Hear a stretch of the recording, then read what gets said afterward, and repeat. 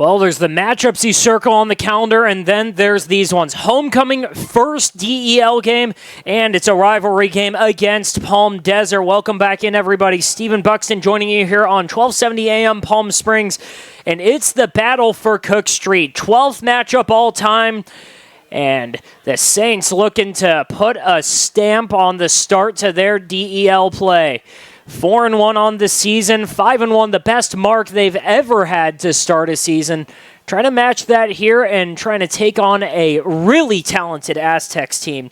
Some would say in the Valley that this team has 2 or 3 of the best players in general in the Valley, in AJ Rivera and Jonah Toland. And that's who they got to contain. Xavier's going to receive the kickoff. They're going to see the real highlight that this Aztecs team had going into the season. The thing that everyone pointed their fingers at was this defense. People around the Valley were saying that this team could possibly go undefeated if their offense just averaged 20, 21 points a game. The defense hasn't held up to that standard quite yet, but it's been pretty darn good, to say the least. The kick is up and fielded just short of the goal line by Trey Creek. He's going to try and make a move, work upfield. He's got a block, working to his right side, and he's going to finally get taken down inside the 25, but there is a flag on the field. 11:55 on the clock here on a windy night on the corner of Cook Street and Varner, and we've seen a few of those before. Xavier, one of the windiest games you'll have on the schedule. And these two teams are very familiar with it. Palm Desert just a couple miles down the road. Familiar with this staff, familiar with the players they're going against. And we'll get into more of the history on this matchup as we go on. But right now, Kingston Pelham coming off of the best night throwing the ball all season to take on this Palm Desert defense led by Darius Pine and Jackson Bishop. Pelham last time out against Yucca Valley 2 weeks ago, 2 touchdowns through the air, both of them to Aiden Ruiz. In the backfield, Ruiz along with Ben Langlois, those two were the key in the backfield. Haven't seen a ton of Anderson Acosta, but right now this 1-2 punch back there has worked for them. In shotgun, Pelham hands it off to Langlois. He's going to go right up the middle, but stuffed immediately. It's going to be a minimal gain there. Maybe a yard or so, but that'll take us down to about 11:40 on the clock here in the first quarter. They're going to say no gain on that play. It's going to be 2nd and 9, and a couple changes in the lineup already. We're going to see Anderson Acosta coming onto the field. Aiden Ruiz coming off of a huge night through the air. Not a ton on the ground last week, but 2 long receiving touchdowns. Acosta behind Pelham. Langlois, the fullback, right next to him to his left. They're going to hand it off to Langlois, going up the middle again. And the big fullback gets about 3 on the carry. It's going to be 3rd and 7. Getting close to a minute off the clock now just under 11 minutes here in Palm Desert. They're going to roll that as a gain of about 4, so it'll be 3rd and 6 now. Pelham going back out to the field. He's got his call from offensive coordinator Taylor Pope. And again, we'll mention that there's nothing but history between these teams, between the coaches, between the players, and between these two schools in general. Shotgun snap goes to Pelham. He's going to roll out to his left. He tries to float it to Langlois and can't connect there. Was just high trying to get the fullback on the flat. And it's a 3-and-out for the Saints offense with 10:25 on the clock. They're going to send out Mejia to punt.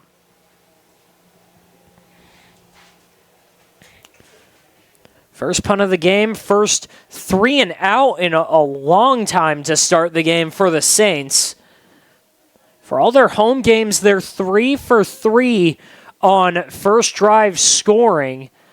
That's their first blemish on that record, but right now we might just see the best, or one of the most electrifying players in the Valley, Jonah Toland, back deep to receive. Tolan ranked number 6 on the Desert Suns Elite 11 as that punt is absolutely boomed across the field all the way down to the 25-yard line. And that's going to flip the field just nicely for the Saints with 10:14 on the clock. And it looks like the Aztecs are going to start off right around their own 25. 10:14 on the clock. In the 12th edition of the Cook Street rivalry, the battle for Cook Street, the Kings of Cook Street, whatever moniker you want to put on it. It's a close game always. It's personal, and it means a lot to both of these schools. In shotgun, one of the best quarterbacks in the Valley, A.J. Rivera, lines up, and he's going to take it himself, going to his left, and he'll slide just before a hit from Javon Taylor.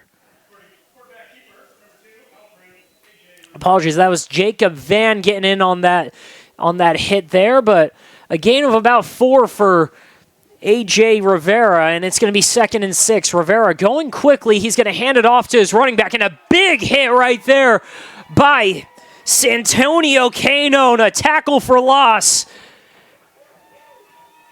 And he absolutely blew up Elijah Walker on that play.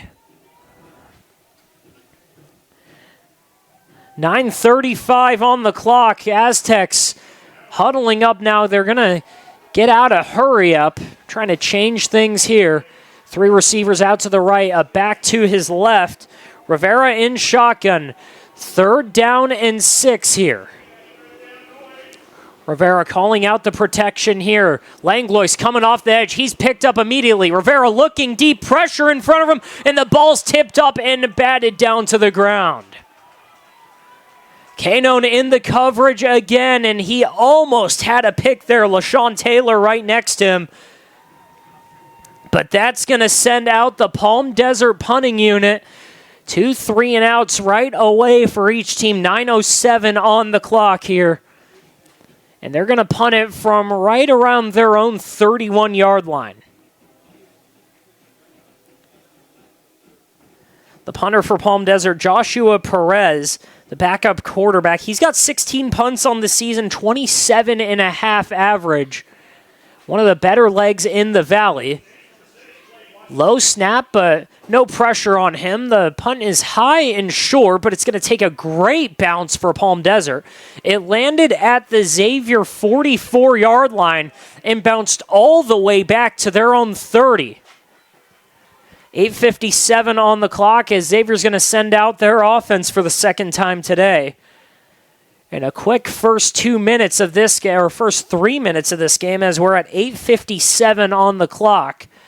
Both teams 3 and out right away, and again, it's not going to be, or it shouldn't be, a high-flying performance tonight. Both of these teams possibly facing the best defense on their schedule, respectively, tonight. But each of them have been able to light up a scoreboard. We'll see over the next 40 or so minutes. But right now, King Pelham in there under center. He's got Langlois behind him. He's going to go into play action, going to his left, now working to his right. He's looking downfield for Joe Mejia, but it goes through his hands. 2nd and 10 now, and looking for his favorite target, Joe Mejia, who has been outstanding this season. Mejia coming off really the biggest game from any Saint in receiving yards standpoint last week. Had over 100 through the air. It was 119 yards on 5 receptions. No touchdowns that night, but he was able to stretch the field. He's one of the best deep threats in the Valley, and you'll see Pelham go after him early and often. 8:50 on the clock here in the first quarter. Saints starting off at their 30-yard line. It's 2nd and 10.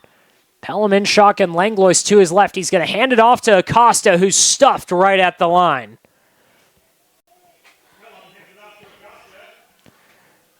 Acosta's been used sparingly over the last couple weeks. Did not play against Desert Hot Springs. They're going to rule that as a loss of about a foot or two. So it's going to be 2nd and a little bit over 10 yards. Or 3rd and just over 10. But Pelham, we haven't seen a ton of, or not Pelham, Acosta, we haven't seen a ton of him. He had a huge game against Desert Hot Springs.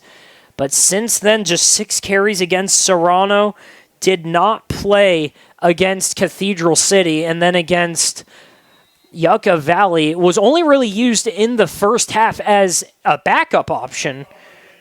Again, they started off with Ben Langlois, and it was almost exclusively Langlois for the first half, and Saints are going to take a timeout with 8:05 on the clock. But then as the game went on, we saw less and less of Acosta. It turned into Ben Langlois' game, which it was a fantastic game on the ground for himself. 11 carries, 57 yards, a touchdown. And they also had Aiden Ruiz in the backfield as well. Didn't get a ton on the ground, but 102 through the air and 2 touchdowns. Again, it's just one of those games. It doesn't matter how the Saints do it. They figured out a way to get a win and finish off their out-of-league schedule 4-1. Saints coming out of the timeout. Aztecs lining up their best player, Jonah Tolan, right up against what looks like Joe Mejia on the bottom of the formation. Shotgun snap. Pelham in trouble and goes down. A sack by number 10, Jackson Bishop. It's his 4th of the year. This Saints line has been a strength for them this season. They haven't allowed a ton of pressures for Pelham, but right there, Jackson Bishop gets his 3rd sack of the year. He's got 3 pressures, and we'll go in as the night progresses on the difference of these two teams' pass rushes. But quite possibly their best one right there. Jackson Bishop gets Pelham from his blind side, and it's going to set up 4th and a mile. Joe Mejia back out to punt. Snap is high, but handled by Mejia. He gets it off cleanly, and it's a good punt. Going to land right at the 30-yard line. Looked like Jonah Tolan had a hard time corralling that one, and the Saints nearly get that one in before. Are they going to give him the touchback? No, they get that inside the 5-yard line. A massive punt by Joe Mejia. From their own 15-yard line, the Saints flip the field and pin the Aztecs offense inside their own 5. A coaching staff loaded with special teams guys. Dockery, Pope, Zalas, they've got to be loving that out of their junior receiver. Quite possibly the punt of the year for Desert Empire League teams. Sets up the Aztecs inside their 5. They're going to hand it off to start. Going out to his left is Elijah Walker, and he's taken down after a short gain, if any. 2nd and 9, a pickup of 1, and 6:45 on the clock here on Cook Street. Aztecs taking their time. Again, no score on the board so far. Both teams have had 2 drives each. Saints won 3 and out on their first 2. Aztecs on their 2nd drive of the night after going 3 and out on their first. 2nd and 9. They're going to hand it off up the middle, and Walker's taken down from behind.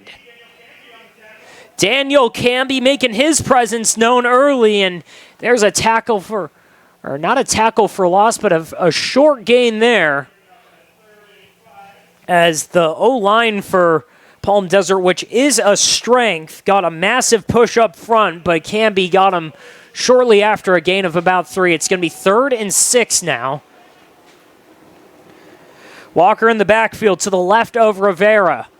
Shotgun formation, and they're going to try and see if they could get Xavier to go off sides, and there is a flag on the field.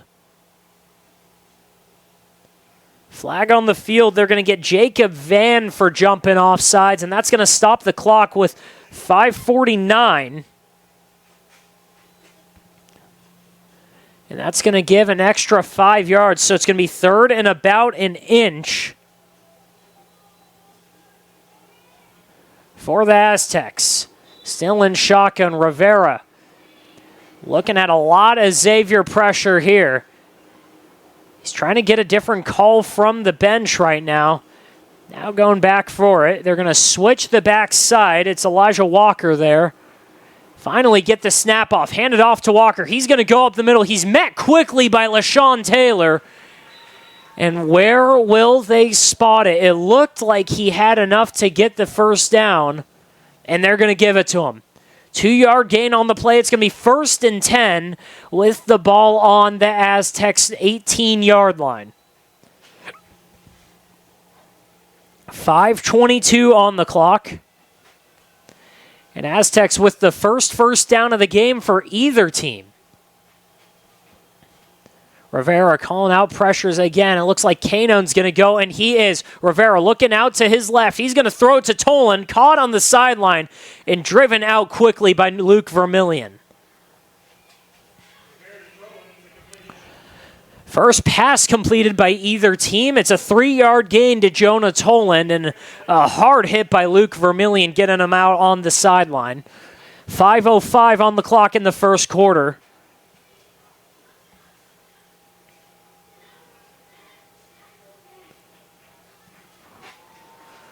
Rivera, he's got Walker to his right.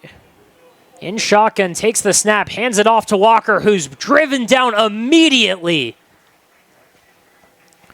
Ben Langlois with another tackle for loss. And it's going to be 2nd and 6 now. 4:50 on the clock. And they're going to say he fell forward about a foot or two, so still going to be about 2nd and 6. Or 3rd and 6. But a great play from Langlois, already making his presence known. 2nd tackle of the day, playing that outside linebacker spot. Canone dropping back into coverage. They're going to snap it to Rivera. He's looking out to his right, and he can't hit his target. He was looking for Joshua Perez. He was open, but he just missed him. So that's going to be 4th down with 4:22 on the clock. Still no score here at Xavier. And Palm Desert going to punt for their 2nd time tonight. 4th down and 6, and they're going to send out Joshua Perez. He's their backup quarterback. He'll get some snaps at receiver, but mainly sees time as their punter, and Perez hits a high but short punt that lands inside of their own territory, and that's going to take a horrible bounce for Palm Desert. And that's going to spot Xavier right around the Palm Desert 37-yard line. It didn't look like Xavier had anyone in on that punt. It just did not come off the leg of Perez all that well, and a brutal punt keeps Xavier's offense starting in Palm Desert's defensive zone. 4:13 on the clock. Pelham with Acosta in the backfield. Langlois to his left.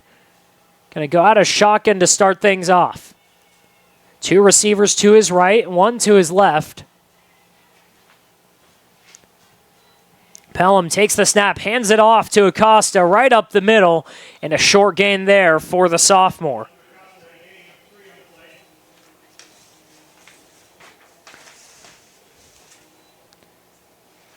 This Palm Desert defense almost exclusively ran by the senior class, with really the one exception being Stephen Block, a sophomore, 6'3", 220-pound defensive end. He's been an absolute stud there, but he might have just jumped off sides. Apologies, that was Jackson Bishop. There is a flag on the field. And yeah, they're going to get Bishop for jumping off sides. Deegan Bishop taking his chance to check in for the Saints offense after Jackson for the Aztecs jumped off sides. And it's going to be 2nd and 4 for the Saints. 2nd and 4 for Xavier, 3:36 on the clock. Pelham in shotgun. He's got Acosta in the backfield. Both of them rolling out, and the play is called dead immediately. With 3:24 on the clock, there is a flag on the field, and it's going to be false start on the Saints. False start on the Saints. It'll back them up, so it's a 2nd and 7 now. Still on schedule, and really those last 2 penalties just a moot point right now.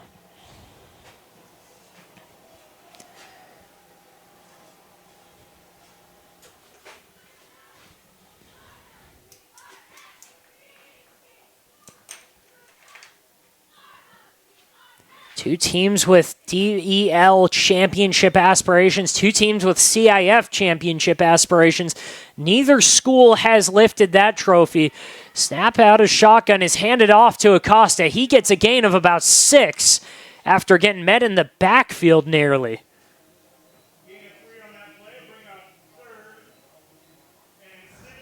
They're going to mark him a little shorter. They're going to say it's a gain of 4, so it'll be just over 3rd and 5 now.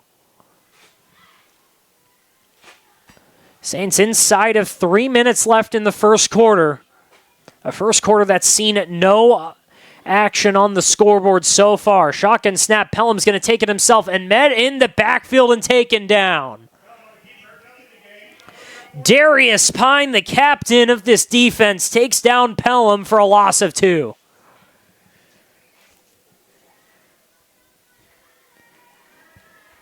Seventh tackle for loss for the senior 5'10", 190-pound linebacker who gets into the backfield like almost no other linebacker in the Valley.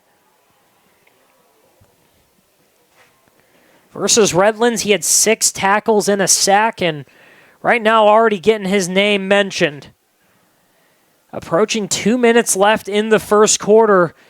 2 minutes flat on the clock, and Joe Mejia back out to punt. Saints punting from the Aztecs' 36-yard line, and there's a flag on the field now. Not sure what it is this time.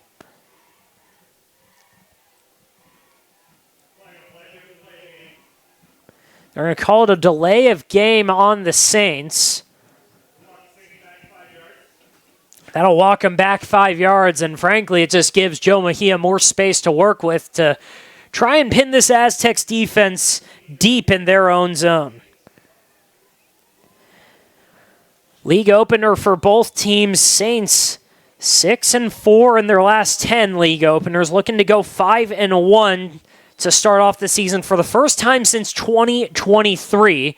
And the punt is high, and that's going to pin Palm Desert inside of their 20-yard line. Let's see where the official spot is. They're going to say that's at the 14.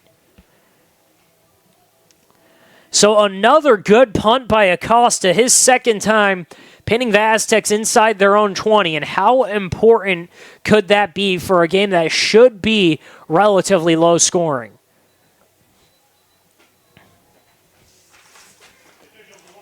Adrian Rivera going back out to the field. 1:43 left in the first quarter. Saints the only team to even get past the 50, and that's because they started their drive on their 50, or on the 40. Tolan in motion, high snap, handed off right away, and met right at the line of scrimmage. Elijah Walker might get a yard there. Let's see where they spot it. 1:31 on the clock. Officials setting the spot as a gain of just over a yard, so it's going to be 2nd and 8 now.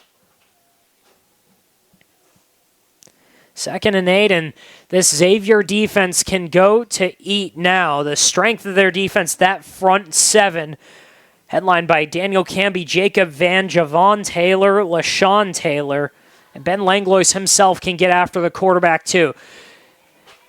Pitch pass here. They're going to hand it off to number 3. He's going out to the sideline. Flag on the play and a hard hit by Joe Mejia. Spencer Thies barely got a gain, if any at all, maybe a yard. They're going to set it at the 15-yard line, but the flag on the field looks like it's going to be going back in the other direction, going to be holding on Palm Desert. Holding on Palm Desert, it'll be a 10-yard penalty. So with 56 seconds left on the clock, that's going to be 2nd and 12. Or 2nd and, looks like 18 probably.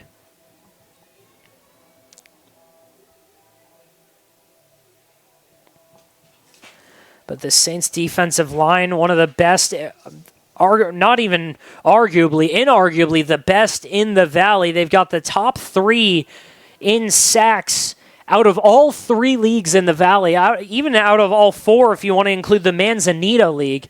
But out of the Desert Valley League, Desert Empire League, and Sun Valley League, number 1, 2, and 3 in sacks are all on the Saints. Palm Deserts themselves can get after the quarterback, but it's in a different universe than what this Saints defensive line can do. Rivera in shotgun. 2nd and 18 for this offense. 5-step drop. He's going to pitch it out to the back for the screen. And the ball is lost on the tackle. He was brought down by Gavin Bugh, and the Saints are going to say they have it. Gavin Bugh on the tackle for loss. Are you kidding me? The Saints are going to start with the ball on the 7-yard line.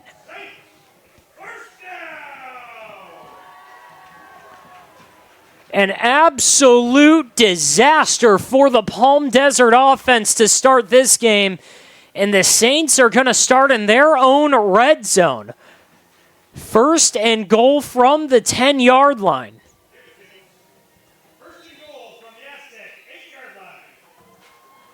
Actually, they're going to mark it even better. It's going to be from the Aztec 8-yard line. Pelham under center. He's going to pitch it out to Langlois, going out to his left. He's got some blockers following him, diving to the end zone, and he's going to be just short. Flag on the play, a gain of 7 yards and 34 seconds left in this first quarter. Saints looking to punch it through before the end of that and put themselves ahead 6-0.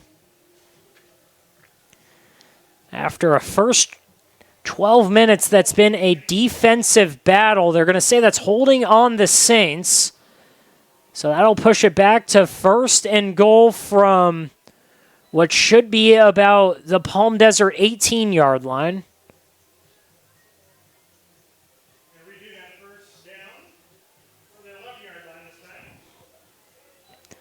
Actually, they're only going to push them back 3 yards. Holding on the Saints, they only push it back 3 yards. It's going to be 1st and goal from the 11. 29 seconds on the clock. Pelham in shotgun, Langlois to his left, or to his right. They're going to motion Mejia across the formation.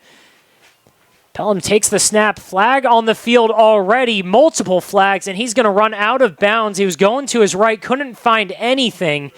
It was a design quarterback draw on the play.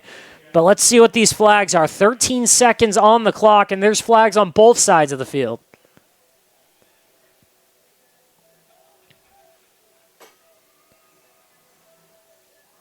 It's going to be a false start on the Saints.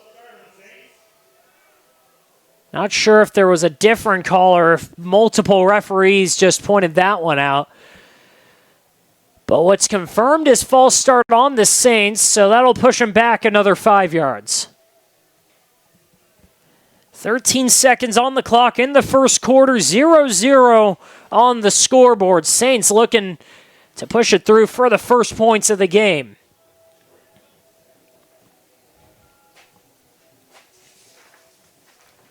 This Xavier Prep offense with an experienced offensive line. They've got one of their key cogs back, Matthew Infante, after missing a game and a half back there at center. This 5'10", 240-pound senior, an anchor of that line. Pelham in shotgun. He's got Acosta to his left. He's going to drop back. Acosta running out of the backfield. Pelham under pressure, rolling out to his left. He's looking deep, and now he's going to run it himself. Through the 10, diving to the end zone. And he's going to be short.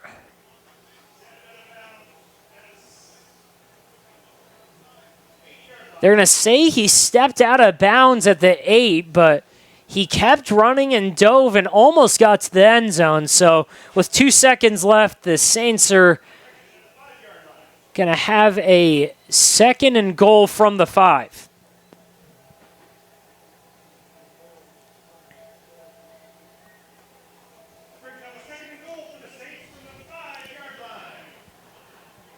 There's a lot of things that Dockery himself and the whole coaching staff have really appreciated about this team, and some things that they've wanted to get better. They've wanted to work on the discipline. They've wanted to work on how they finish games in the second half, and they've wanted to work on the passing game. Last week was a step in the right direction, 220 yards through the air. They're going to hand it off to Acosta on the ground, barreling through tackles into the end zone. And it's a touchdown for the Saints. Welcome back, Anderson Acosta. 6-0 Saints.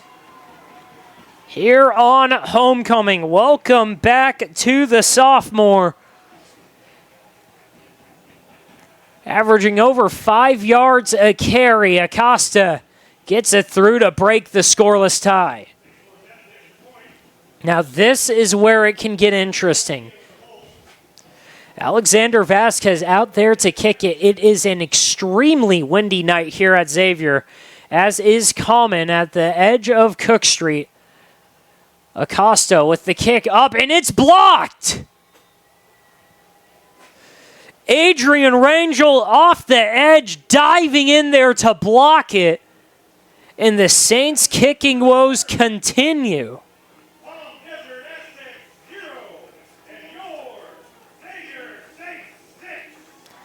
So that's going to bring the first quarter to close. It's 6-0 Saints after a block from Adrian Rangel off the edge. Some special teams play, saving the Aztecs a point there, but going into the second quarter, Saints got to feel good about their running game, trying to get the passing game going. Again, they haven't had a ton of shots so far, just 3 drives, but one of them started in their own end zone, so can't really open up the whole playbook there. But again, it gives this Cook Street matchup, this rivalry, a chance for their own big moments here, and no one that Dockery would rather give the keys of the ship to than his defense right here to get a turnover and give them a chance to extend this lead, and they're going to hand it off to this defense. And again, I keep mentioning that pass rush. Javon Taylor with 7 sacks, Jacob Vance 6.5, Daniel Camby with 4. Those are all numbers coming into the game today. That's 1, 2, and 3 in the DEL. And if you just take Van and Taylor, their sack total is more than double what the Palm Desert sack total is as a team. So Saints going to kick it off. They're going to send it back to Jonah Toland along with what looks like Spencer Theis back there. Actually, that's Angel Ranhel back there.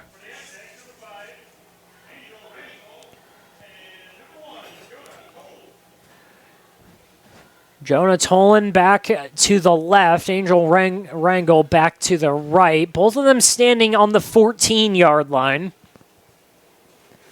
Toland's basically the only one who's returned anything this season. Rangel just 1 return. Toland has taken the bulk of the work. And again, it's a simple philosophy. Let your best player get the ball the most times, and Palm Desert's figured that out with Jonah Toland. It's a low squib kick that's almost muffed by number 51 for the Aztecs. That's one of their linebackers in on the play who almost turned it over to the Saints. It wasn't exactly an onside kick. It was More of a squib kick that came off the foot of Vasquez, a little bit odd. But the Saints almost came up with that one. Robert Carrion couldn't handle it, but eventually fell on it on the 40-yard line. But a close call where the Saints almost had the ball again. Aztecs, their best field position to start the game. They'll have the ball on their 40. Tolan in the backfield. He's got Walker to his right. Walker, the big 6'2", 210-pound back.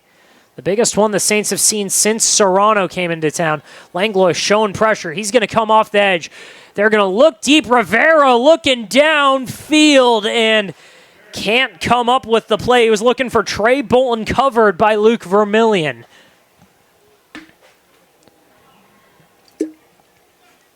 Luke Vermillion in on the coverage, and Bolton had absolutely no room on that play. It was a bit of a wobbly pass, but there was a chance to get that. It was just a bit high, and again, Vermillion didn't give Bolton any room to work. So with 11:52 on the clock, it's 2nd and 10.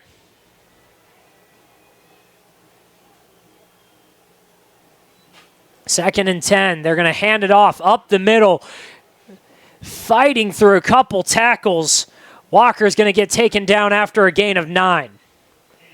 Great push up front by the offensive line. Chance Scott leading the way from center. That Xavier front four just got engulfed. 11:27 on the clock. Saints need a big play here. 3rd down and about 2, and that's going to give them the first down. Daniel Camby and Ben Langlois jumped off sides. Clock is stopped with 11:20. In a 6-0 game, the Saints on top. But Aztecs looking to cross into Saints territory for the first time today. The Desert Sun put up an article as the Aztecs are going to start on the Saints 48, proclaiming why each team will and won't win the DVL or the DEL, and the Saints defense was the reason why. High snap, and the ball, it comes out. Ben Langlois came in and sacked A.J. Rivera. The ball came out, and let's see who has it.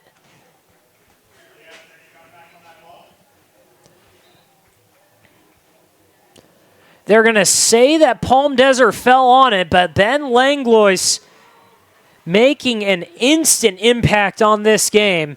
His 2nd tackle for loss, his 1st sack of the game. 10:43 on the clock.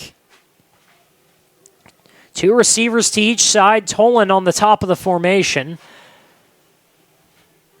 Walker in the backfield. High snap to Rivera. He's going to hand it off to Walker. Langlois almost had him, but he's finally met by Javon Taylor. A gain of 2, and that's going to bring it back to the original line of scrimmage. It's going to be 3rd and 10. 3rd and 10, set up by the Ben Langlois sack. And on a windy night like tonight, you can expect they probably need about 25, 30 yards to even attempt a field goal here. Rivera in shotgun. He's got Walker to his left. 5-step drop. Rivera looking deep. And he's got his receiver, but quickly taken down. And that's Vasquez on the tackle. Rivera to Trey Bolton, a gain of 7, but it's still going to be short of the line to gain. Let's see if the Aztecs go for it here. It's 4th down and 2. Rivera still in the backfield. Saints got to watch out for the hard count here. They've already gone offsides twice tonight. Rivera trying for the hard count. Saints not budging. Looking back to his sideline. Rudy Forty calling out a play, and now he's going to call a timeout. 9:12 on the clock. And they're presumably going to send out their punting unit. 2nd timeout of the game, 2nd timeout. Each team has used one already.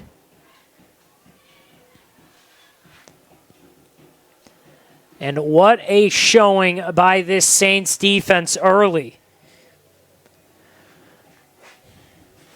A Saints defense that's allowing just 13.8 points per game. They're allowing under 4 yards a rush, just over 3. It's about 3.1 yards per rush. They're averaging about 2 sacks a game, 2 to 3 sacks a game. It's the most by any team in the Valley. They get after the quarterback. They protect their quarterback. And not many teams have even attempted to pass on the Saints so far. And right now it's not working out for A.J. Rivera. 4th down and 2. They're going to send Rivera back out there to try and go for it. 2 backs up in the formation. Rivera out of shotgun. Saints look like they're sending the house here. 9:12 on the clock. Tolan going across in the formation. Rivera thinks he has blockers, but can't avoid LaShawn Taylor. LaShawn Taylor, King Pelham, and Daniel Camby have Nick Zollis absolutely fired up, as this is going to be a turnover on downs for the Saints. 9:04 on the clock, and the Saints are fired up.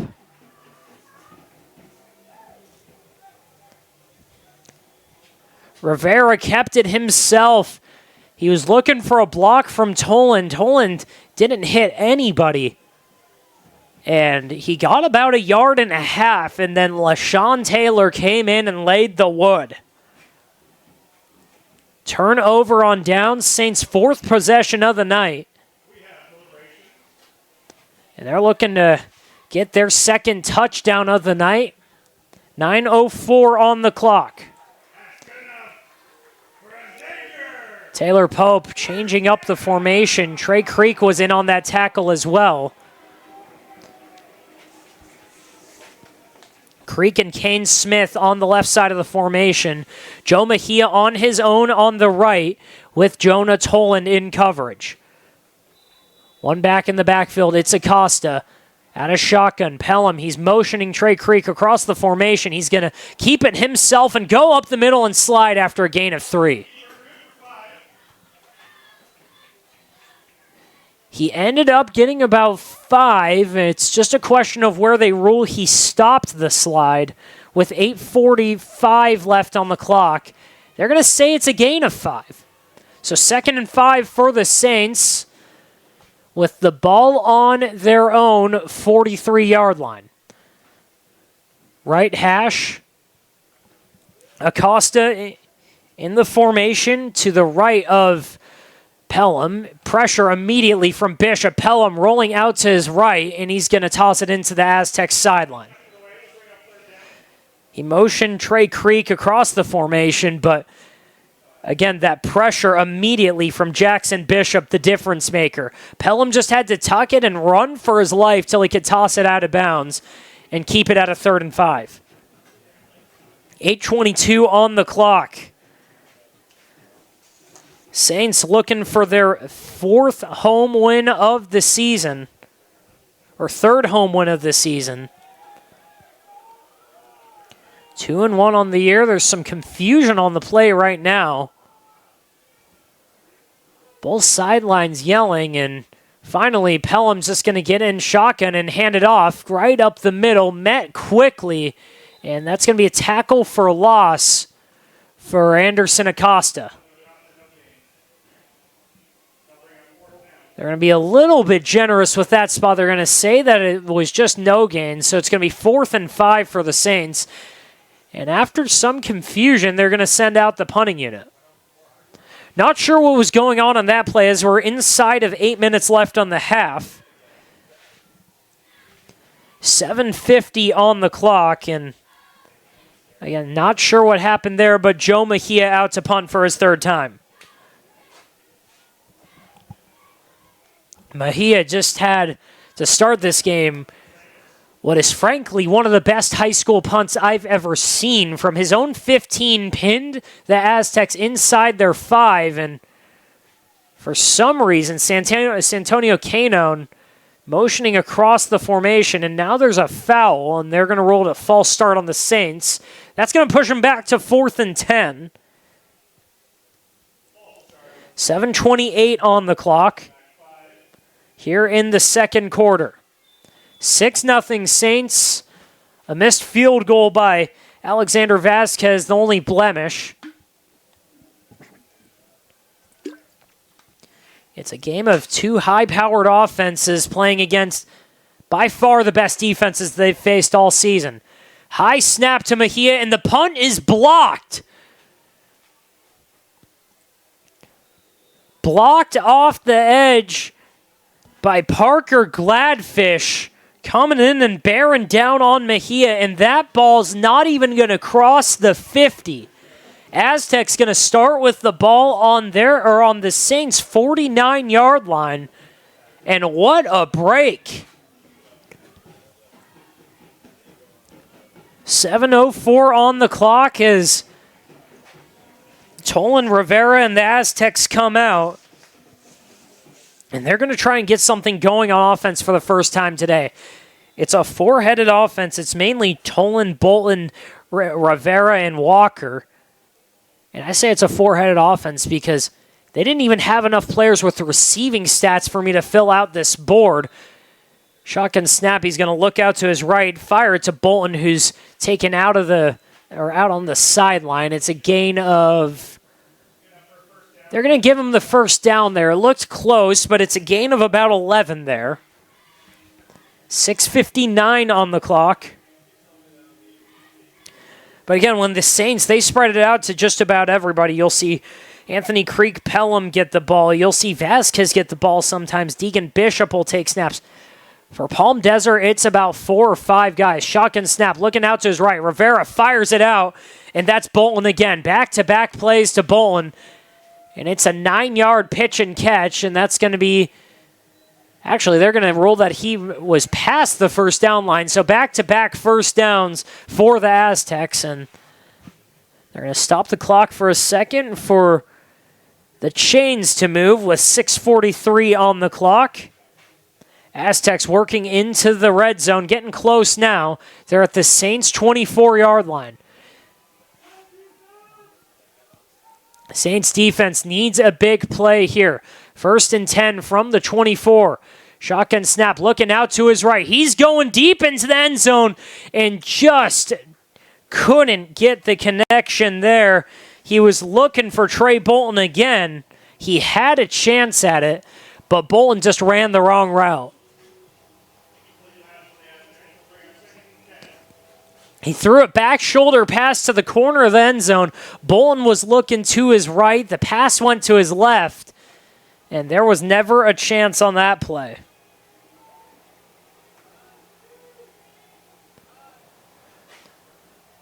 Back in shotgun, 2nd and 10. They're going to hand it off to Walker. Walker's got a big hole, and he's finally met at the third level of the Saints defense. Alejandro Macias finally cutting him down after what should be another first down for the Aztecs.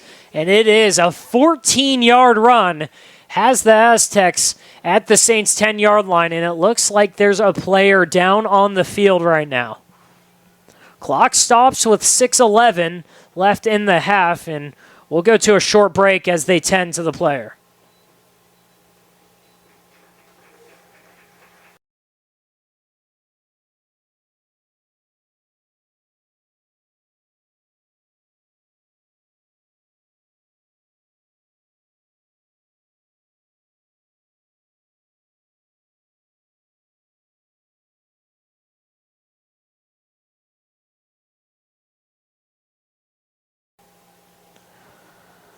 Well, a very short break right there. Injury timeout for Luke Vermillion, who was thankfully quickly able to walk off the field with Dr. Diltz. And he looked like he's just a little bit shaken up after that play. Again, not going to speculate about injuries, but always a good sight to see when the player's able to quickly walk off.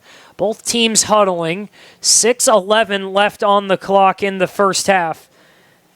And the 3-2 Aztecs trying to get their first points on the board against a Saints team that has come to play today.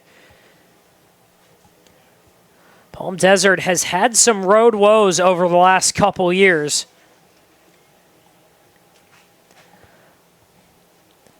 Last 3 years for Palm Desert, it's been 4-11 on the road. They've allowed 24.3 points per game on defense. But the real issue is their offense has gone absolutely stagnant on the road. 16 points a game for a program that it seems like week in and week out puts up massive numbers, especially at the beginning of Rudy Forte's tenure. Rudy Forte in his 7th year with the Aztecs. 3rd year as the head coach, taking over for Shane McComb, 6:10 on the clock. And the Aztecs finally back out on the field. Rivera in shotgun. He's got Walker to his left. Changing up the formations. 2 receivers to each side. High snap. Rivera's going to run it up the middle and immediately taken down. And who else but Jacob Van and Daniel Camby in on the play. Inside of 6 minutes left in the half, and that play was blown up from the start. Saints have all their best pass rushers on the field right now. Van, Camby, Taylor, Langlois are all on the field right now. And it's a pass rush that this Palm Desert offensive line is going to have fits containing all night.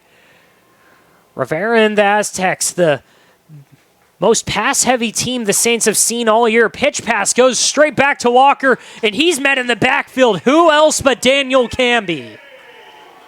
Have a night, young man. His 4th tackle for loss already. And that's going to send him down to 3rd and goal all the way back at the 13-yard line. Again, it is a very windy night. The wind going to the Aztecs' backs, but it's not exactly a straight wind, and the Aztecs do not attempt a lot of field goals themselves. So no guarantee they don't go for this on 4th down. Shotgun snap again. Rivera's going to roll out to his right. He's going to fire it. It's a high ball to Spencer Thice, who's immediately taken down by Alejandro Macias before he could even get his hands on the thing. 4th down for the Aztecs with 4:42 on the clock, trying to put up some points, and it looks like they're going to send out the field goal units. It's one of the strangest kicking situations you've seen. Reese Johnson is their primary kicker. Number 22, he's 12 of 13 on PATs. But that's it. He has not attempted a normal field goal this season. They've got 2 other kickers who have attempted field goals. But this looks like it's going to be Reese's first one of the season. It's a 37-yard kick, and it's blocked by the Saints.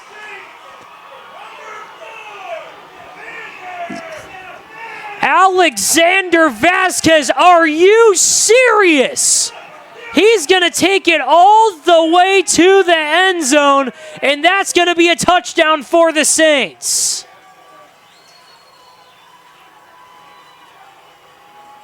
"86-yard scoop and score for Alexander Vasquez. And the roof is about to come off of this place. It is 12-0 Saints.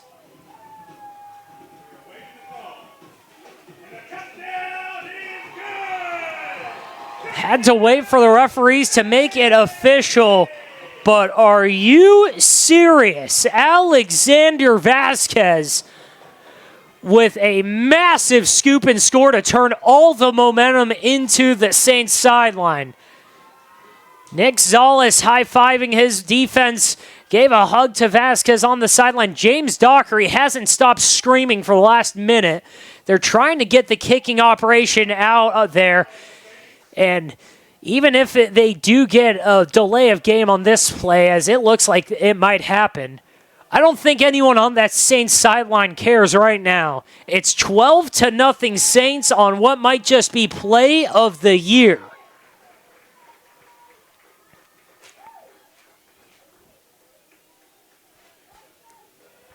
.429 on the clock. They're going to send out They're going to send out Vasquez to kick the extra point. And they're just going to have to find Vasquez right now. He's finally going out to the field. There's no flag on the field. I'm not sure if they're going to give him a delay of game here. It looks like they might. They're throwing the football around. It looks like they needed to get the right football in place. Saints had their offense on the field at first, but finally they get Alexander Vasquez out there, who's going to be kicking into the wind. That is not a trivial fact. He will be kicking into a strong wind. But now the referee motioning, and it's going to be a timeout for the Saints with still 4:29 on the clock. After about 2 minutes of absolute bedlam, they've finally brought some order to this game. James Dockery going to use his second timeout of the game, but right now 12-0 Saints on homecoming, on Battle for Cook Street night, and on a DEL opener. There's no way that Dockery would rather start this. And it's all of the big-name players making plays today. Langlois, Camby, Vasquez out there. LaShawn Taylor almost had an interception. And I say that because we haven't seen this Saints team at full strength yet. They've had a couple games where they've had most of their players. Against Linfield Christian, they were pretty much full strength. Against Serrano, they were almost full strength, but they didn't have Anderson Acosta for most of that game. And that was partially intentional for the Saints. They scheduled their out-of-conference schedule, so they didn't have to have a ton of travel, so they could get their guys back in time to get a good night's rest. And it's just all the little things to keep this team healthy. And right now, this Saints team, about as healthy as you can get for 5 weeks in. They're going to send the offense out onto the field. They're going to go for two right now. Pelham about 4 yards back. He has Langlois behind him. All three of the main backs are out on the field. They're going to give it off to Langlois. He's going out to his left. He's got some work to do, but he had no blockers. A great effort by the Palm Desert defense, getting outside contain immediately on that play. And there was nowhere for Langlois to go. It'll stay at 12-0. Boom. And the Saints will kick it off to this Palm Desert offense, just trying to put up a score before halftime. 4:29 on the clock here in the second quarter. And this Saints team possibly gonna take a 2-score lead into half in what would be an absolute statement game against the Aztecs. Aztecs cheerleaders coming over to the Saints sideline. They're getting ready for homecoming festivities. A couple of Hummer trucks out to my left have the homecoming king, queen, and court nominees ready. Surely there will be a couple of the Saints players making their way out to those trucks for halftime, but right now it's... Okay, so they are going to rule the delay of game that I was wondering about earlier on the kickoff. So the Saints are going to be kicking off from their 25-yard line, and that is big considering they're kicking into the wind right now. They are already elected not to kick the extra point. Right now, Vasquez has to kick this into the wind and probably keep it low, which he does, but it only makes it to the second level, caught by one of the upbacks, and he's roped down after a gain of about 18. It was caught at the Aztecs' 28-yard line, taken down at their own 46. And on that play, it was Angel Rangel who had a nice return with some good Aztec blocking, but right when he found the Saints, they did not miss the tackle. 4:22 on the clock in a 12-0 game.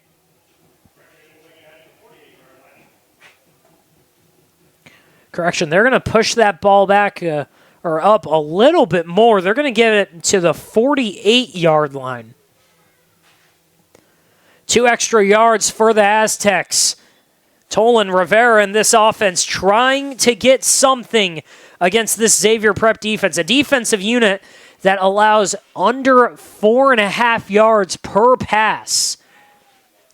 It's a bad combination when you've got a team that struggles to run the ball like the Aztecs do. They're going to throw it right away, and he threw it behind his man. He was looking for Spencer Theis. 2nd and 10 now with 4:18 on the clock. Back to the Desert Sun article on why every team will and won't win the DEL. The Saints, it was because of their defense. They allow under 4 yards a run. They allow under 4.5 yards a pass. But for the Aztecs, the reason why they won't is because of this running game. It's because the defense hasn't been as dominant as they expected. And it's a running game that's led by A.J. Rivera, who's looking out to his right and fires it. It's caught by Trey Bolin. Medium gain there. It's going to be about 7 yards, so that'll set him up for 3rd and 3 now. But I said that correctly. A.J. Rivera is the leading rusher on this team.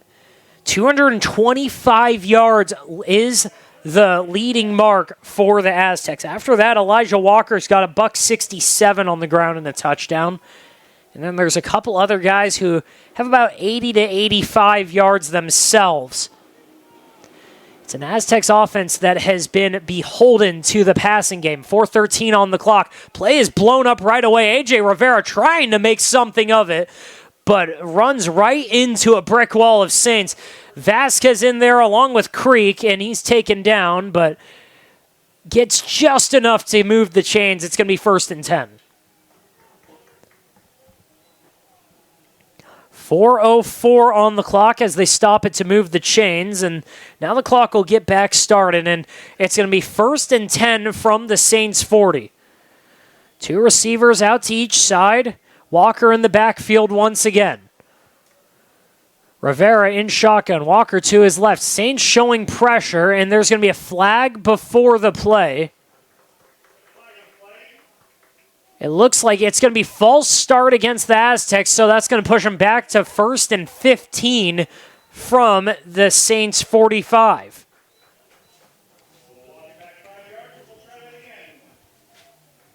It's the 14th matchup between these two teams. It's not quite the rivalry that has the history. It's not the rivalry that has the decades and decades of bad blood like a Palm Desert La Quinta or a La Quinta in Indio, a Shadow or a Indio in Coachella. But it's a rivalry that's about as close proximity as it can get. And the Saints defensive line close in proximity there. Gavin Bew with the tackle for loss. And he brings down Walker in the backfield. It's going to be 2nd and 16. But while it doesn't have the decades and decades of resentment that some of the other rivalries might have out here, and that's to the fault of neither team. It's just because mostly Xavier is such a new school. Palm Desert, one of the newer schools out here themselves, but not quite as new as Xavier and Shadow Hills. Tolan in motion on the play. Rivera's going to spin and fire it out to his right. That's Bolton on the pass there, and it's a gain of about 5, so that'll get him back past the original line of scrimmage. It's going to be 3rd down and 9 from the Saints' 39-yard line. But this is a rivalry that is fueled off of proximity. It's fueled off of personal reasons. Almost all of these players on these teams have played with each other, have gone to school with each other. A lot of them have gone to school at Sacred Heart or Palm Desert Charter. And for those two schools specifically, Xavier and Palm Desert are the 2 most likely destinations. High snap, empty backfield. Rivera pressured on the play. It was batted by Javon Taylor. And that ball goes to the dirt. It's going to be 4th down for the Aztecs.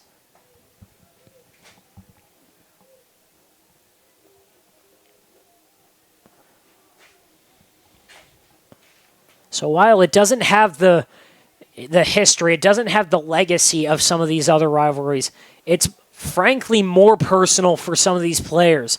They know each other, and it's a rivalry based off of that. It's a rivalry against each other, not against the school, frankly. Empty backfield. The Aztecs are going to go for it here. 3 receivers to the left, 2 to the right. They're going to find Tolan. And actually, that's not Tolan there. They were going for Trey Bolton, and it looks like that's going to be short of the line to gain. Let's see where they mark it.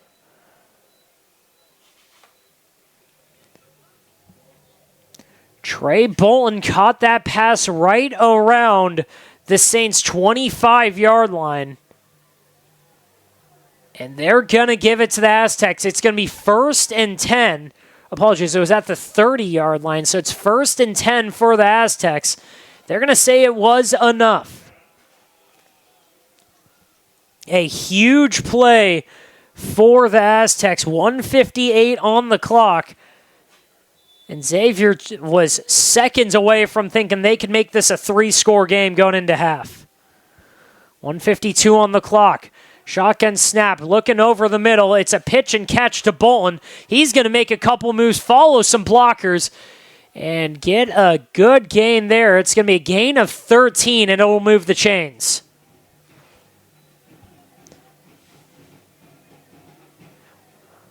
$1:36 on the clock. They're going to move the chains, stop the clock once again, but it's 1st down for the Aztecs. 1st down for Palm Desert from the Saints' 18-yard line. Again, Saints have all their best pass rushers on the field. A.J. Rivera handles the high snap. He's going to try and run it up the middle, but engulfed by Jacob Van off the edge. He might have got 2 on the play.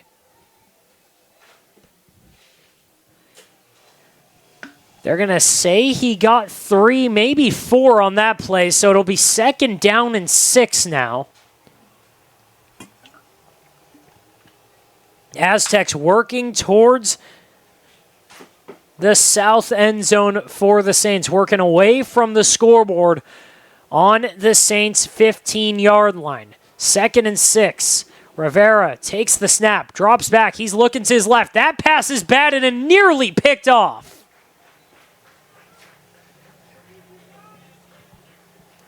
Batted up in the air. It was Alejandro Macias. He got a mitt on it. Looked like Daniel Camby was in coverage as well. And that's going to make it 3rd and 6 for the Aztecs. Line to gain is the Saints' 9-yard line.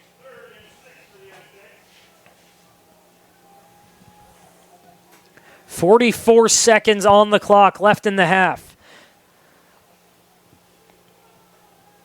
Aztecs working from their right hash. 2 receivers to the right, 3 to the left. Empty backfield once again. 43 seconds left in the half. They're going to motion across the formation. Rivera's going to keep it, and he's taken down after a short gain.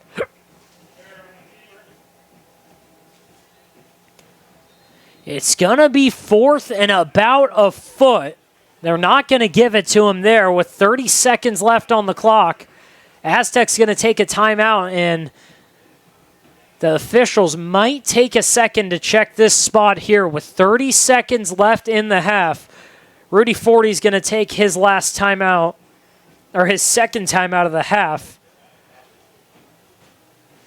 on what might be the biggest play of the game so far. What might be the biggest play of the game, depending on how this second half goes.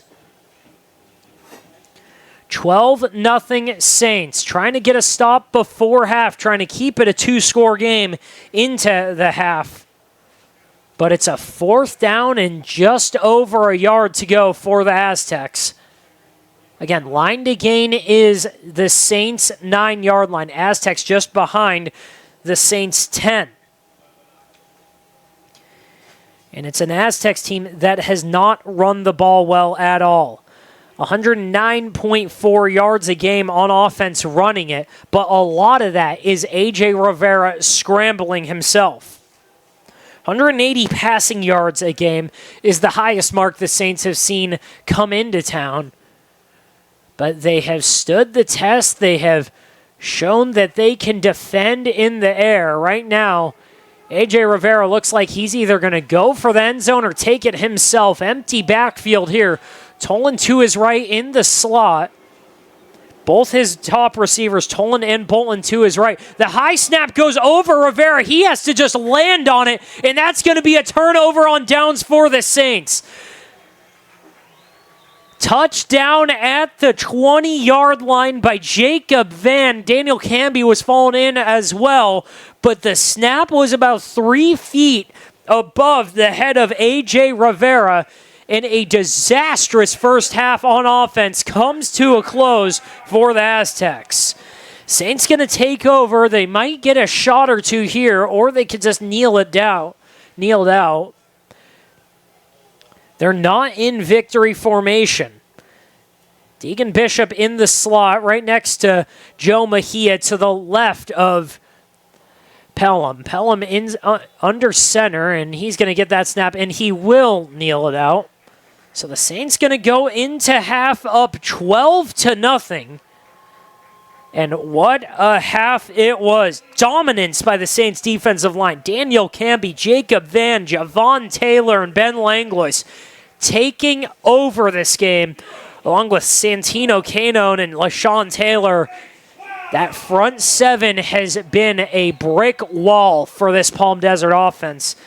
And James Dockery, Nick Zollis, this entire Xavier coaching staff is absolutely loving every second of it. 12-0, Saints on top of the Aztecs. We'll be right back after half, and here's our halftime show with Coach B. Coming to you from the Fox Sports 1270 AM studio in downtown Palm Springs, this is the Coach James Dockery Show. Coach will break down everything you need to know about his Xavier College Prep Saints football team. From breaking down games and results, spotlighting his players, and talking about the season's ambition. You'll hear it all first, right here on the Coach James Dockery Show. Now it's time for Coach James Dockery and your host, Coach B, to get you the scoop. You are listening to the James Dockery Show. I am your host, Coach B, on Fox Sports Radio, heard in Southern California on Fox Sports 1270 AM. And as always, we are streaming 24/7 on the iHeartRadio app. Someone's calling in on the Fox Sports Radio Celebrity Hotline. Do we have the man of the hour, the coach, on the line with us? Yes, sir. What's going on, guys? Let's get to it. Now, Coach, it was a bye week. I know this is much needed for your program. You have some young men that can refresh and repower. Just as we talk about your non-conference play as you got ready for League 4-1, you guys had a big win against Desert Hot Springs, winning 31-0. And then your second game, you lost to Serrano 14-28. Then you guys rebounded as you beat Cathedral City 48-6. And then your last game before you guys went into the bye week, you beat Yucca Valley 35-21. Tell me a little bit about your thoughts about your non-league conference and how all that went for you, Coach. Yeah, I think it went really well. I mean, this year we wanted to put an emphasis on playing, more local teams as, in the next couple of years. I think starting next year, with the Super Conference and whatnot. And, it really helps our boys, not get home too late. As you know, we have a heavy academic load at our school, so we just wanted to try something new. Typically, we schedule very difficult. I think this year we scheduled appropriately to get to where we needed to be today, especially with Serrano and even a high-powered offense like Yucca Valley. So I'm proud of my guys, the way they played. We're getting better, and it's only going to get harder, so we have to keep working every day. And you play in one of the toughest leagues there is in the area, and we're talking about the Desert Empire League. And you have a history of scheduling tough, Coach. For your team, is that something that you want to do? You want to test your team and make sure you're ready for not only league play, but I know you have aspirations well beyond just winning a league championship. What's the thought process of the way that you do schedule, Coach? Well, it's a fine line of you want to get the guys ready. You want to get them battle-tested because, in our league, every game is really competitive, it's super physical. And so you want to make sure you're getting that appropriate, test before coming into league. I will say, for us as a smaller school, the last few years we haven't been healthy going into league. And so really our primary goal this year was, to be as healthy as we can be going into league, but also be battle-tested. And that's hard to do with a smaller roster, but I think we accomplished that this year. Yes, and I agree with you. When you think about it, you guys, you had suffered your first loss of the season, but your team responded, and boy, did they step up as your team had beat Cathedral City 48-6. Were your young men looking at the Chumps when they got that loss, and they wanted to prove what they could be this season? Yeah, I mean, for us, you know how it is from talking with me. We really just take it week by week. And I think I have a team that really reflects my personality. Is like they're all locked in when we practice, when we lift weights. Anytime we get out there on the field, they're willing to work hard. We had a very hard training camp, so we're really just always focused on that week ahead because every game when you're winning games is a big game.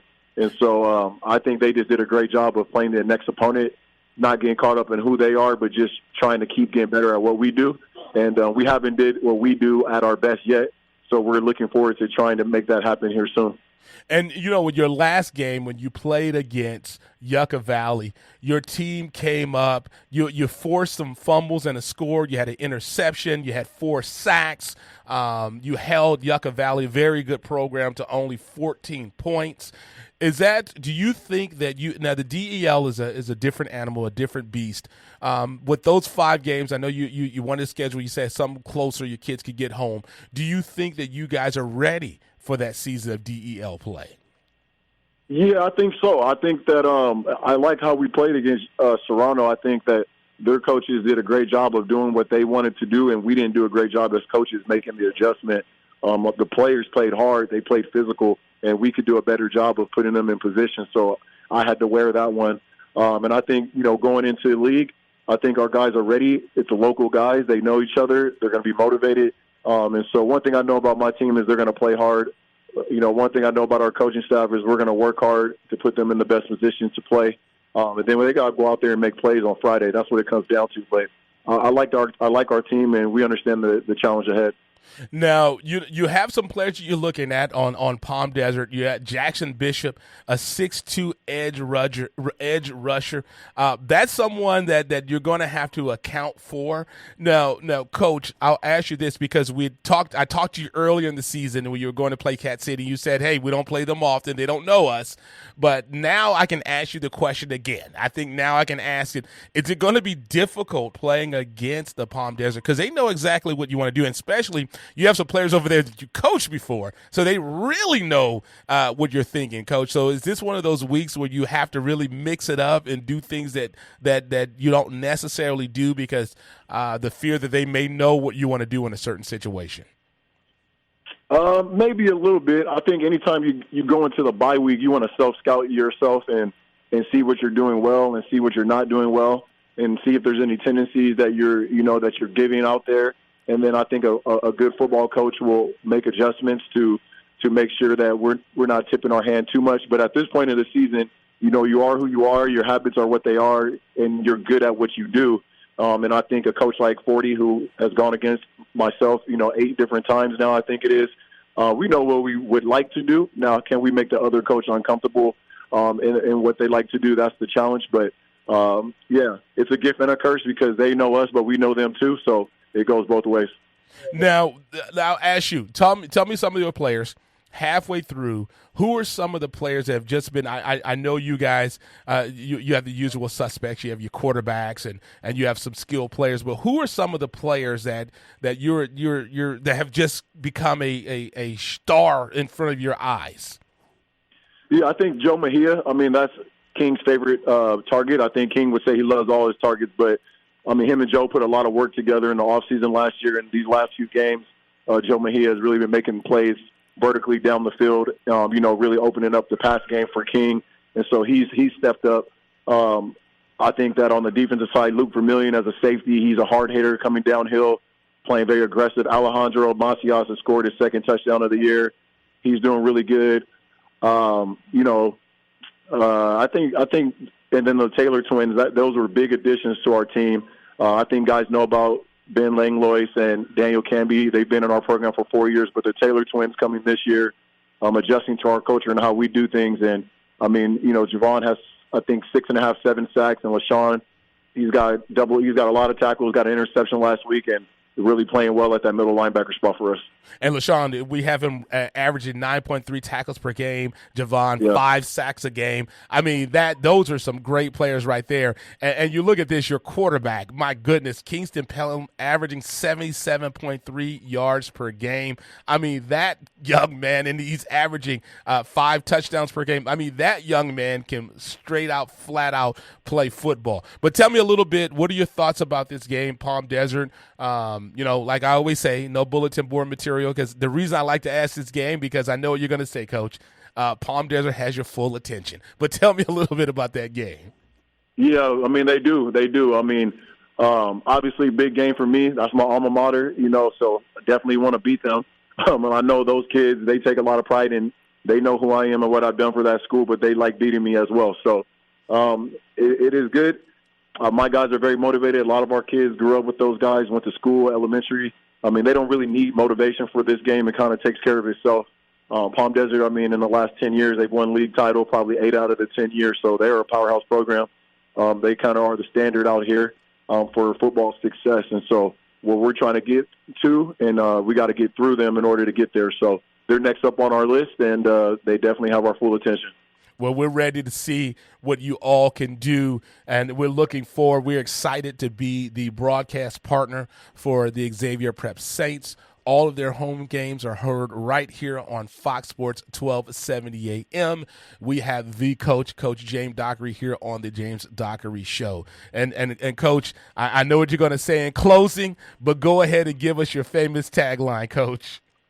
Hey, God bless and go Saints. Make sure you guys go out there and support these kids. They're working hard, putting their body on the line, and going home late at night doing homework. So go out there and make this experience great for them, because for a lot of them, this is their college and NFL. Thank you so much for the call-in, Coach. We look forward to it, and now we're going to go back to the game. To connect with really anybody.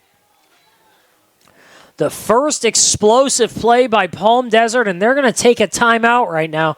6:41 on the clock in the third quarter.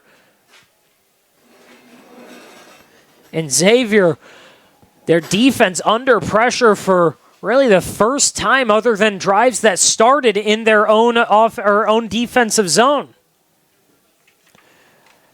Other than when Palm Desert has started on Xavier's half of the field, they haven't made it across the 50. So this is the first time their offense has actually made the trek across the 50-yard line.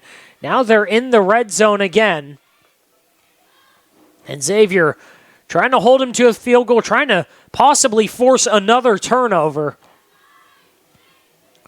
Or even a penalty and a tackle for loss could possibly force Palm Desert into punting territory. Empty backfield on the play, on the left hash for Palm Desert. 2 receivers to the left of Rivera, 3 to his right. Jonah Toland on the left side of the field in the slot. Rivera looking out to Toland. Saints showing blitz with Kanon. They're going to motion Toland across the formation. Rivera looking out to his left, and he's got his receiver who drops the ball. Lucas Monaco couldn't come up with the play, and it's 2nd and 10.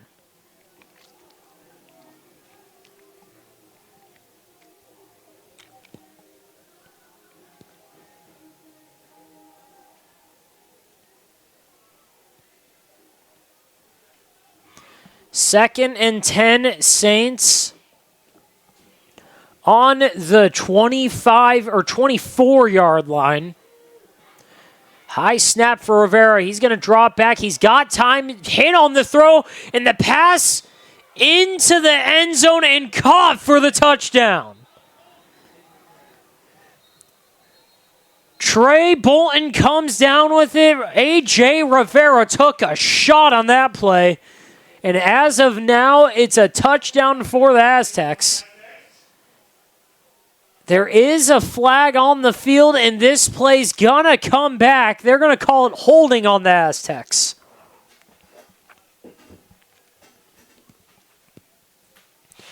What a turn of events there. It looked like A.J. Rivera found a wide open Trey Bolton in the end zone. A perfect throw, a perfect catch. But holding on the play negates all of that and pushes it back, so it's going to be 2nd and a mile from the Saints' 34-yard line, and there is an injury on the play. A Saints defender in the back of the end zone right now. We're going to go to break as they tend to that player. We'll come back with any updates if we can. The Real Estate Solution upholds an ongoing commitment to providing an elevated level of personal service. Their clients come first, and as a result, they are able to achieve more than they've ever dreamed with their real estate investments. Take it from me, Coach B. I am a personal client, and from the start, they exceeded all my wife and I expectations. Give them a call today at 888-768-3918. That's 888-768-3918. Ask for a free real estate report. You can get exclusive VIP reports to help you with your next purchase or sale and learn how to invest your time and money wisely in this market. Finding your dream home has never been easier with the Real Estate Solution. Call them today at 888-768-3918. 888-768-3918. Or visit them on the web, therealestatesolution.net. DRE number 020886261.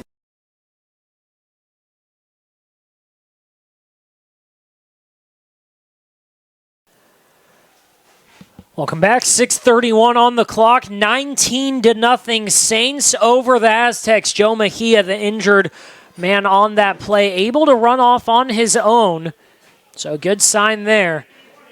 2nd and 20 for the Aztecs. Nobody in the backfield. Ball is on the Xavier 34-yard line. Saints showing pressure. They're going to give it to Rivera. He's going to try and go on his own, looking out to his right, and runs right into a couple of Xavier defensive backs, Luke Vermillion and Macias on that play.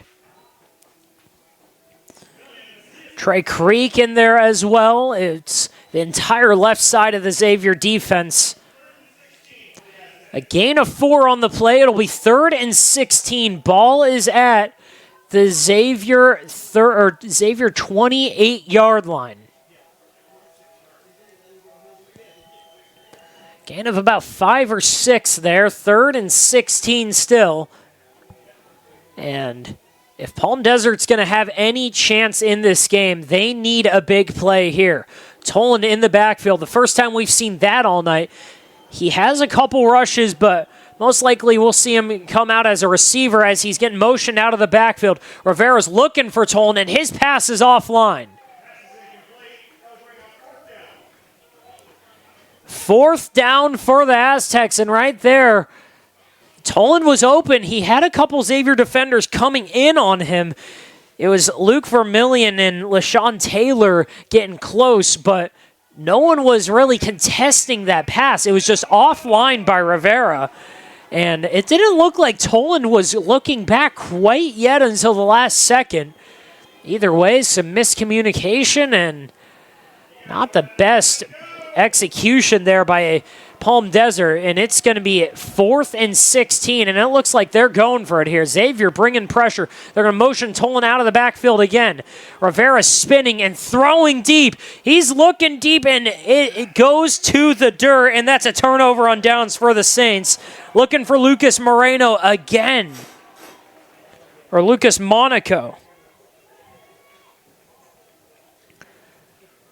Monaco was covered by Luke Vermillion and had nowhere to go there. Trey Creek also in on the play, and that ball goes to the dirt, and the Saints are going to start on their own 28-yard line. It's 1st and 10, and just another chance for King Pelham to add to what's been an awesome night for him. 2 receivers to each side. Ball on the left hash. Acosta in the backfield. Pelham in shotgun. They're motioning Trey Creek across the formation. He's going to go out to his left, and he's blown up in the backfield. Absolutely blown up. Luckily kept a hold of that ball by Darius Pine coming off the edge. with bad intentions there. Like a heat-seeking missile, Pine has been making plays all over the field today. And that one could be a loss of 2. It's 2nd and 12 now. Deegan Bishop, the lone receiver to the left of Pelham. Acosta in the backfield to his left. He's got 3 receivers to his right. Had trouble on the snap and handoff. It looked like he was trying to hand it off to Acosta. He kept it himself and just falls to the ground and loses 3. It's going to be 3rd and 14. 3rd and 14, 4:20 on the clock in the third quarter. 19-0 Xavier Prep lead over Palm Desert. Kings of Cook Street will be crowned tonight, and depending on how the game in Palm Springs goes, this could put Xavier in a tie for first in the DEL, or this just separates them from the second place team. Shotgun snap, they're going to hand it off to Langlois. He only gets about 5, and that's going to bring 4th down and 9.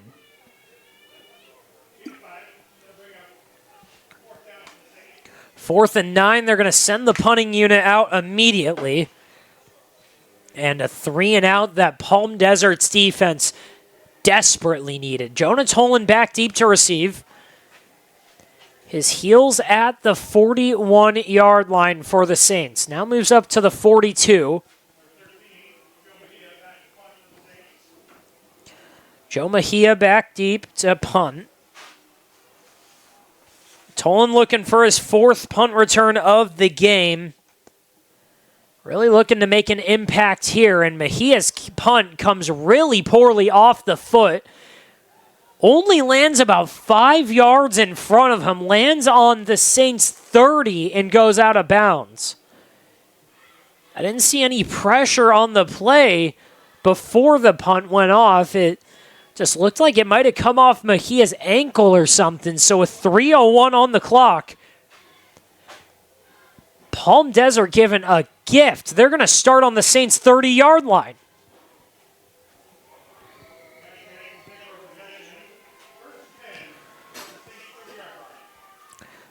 But this means the Aztecs have to do something offensively, and they haven't been able to all night. It's a Saints defense that doesn't allow anyone to run on them. Empty backfield. Rivera's looking out to his right. He's got Bolton out to his right, and he catches it and runs a little bit more, gets it just short of the 10-yard line, and that's going to be a 1st down. It's going to be 1st and 10. Looks like they're going to be short of 1st and goal. Yeah, it's going to be 1st and 10. They're going to give him a really poor spot there. It looked like he got even more than they're giving him. They're going to mark him at the Saints' 18-yard line. 1st and 10 at the Saints' 18. Nobody in the backfield. The 2 main targets, Bolton and Toland, out to the right, and it looks like there's going to be a timeout called on this play.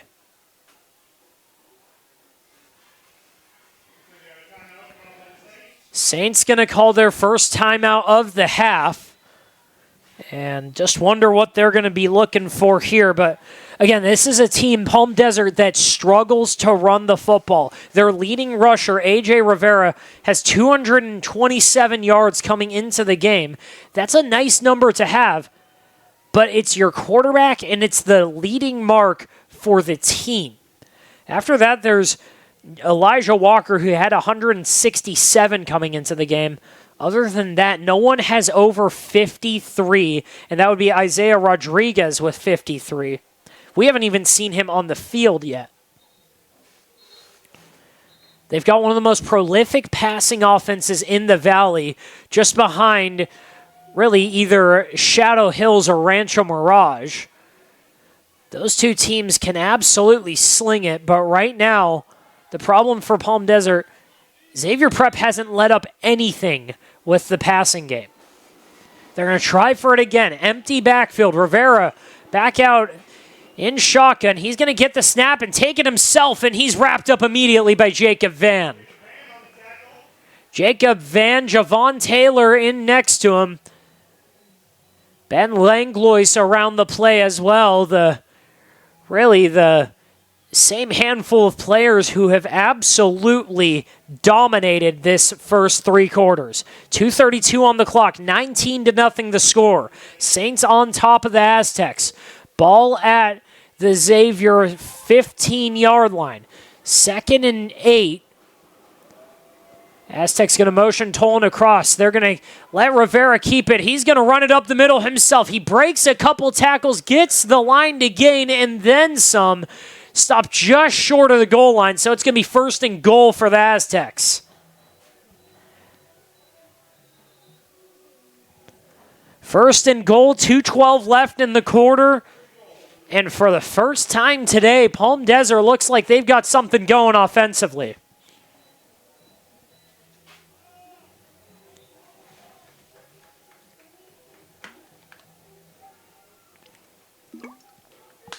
They're going to spread it out again. They've been giving Rivera free rein to pass it, but they've had a couple design quarterback runs here. Motioning Tolan across the formation again. Rivera's going to keep it. He's wrapped up immediately. Guess who? Jacob Van.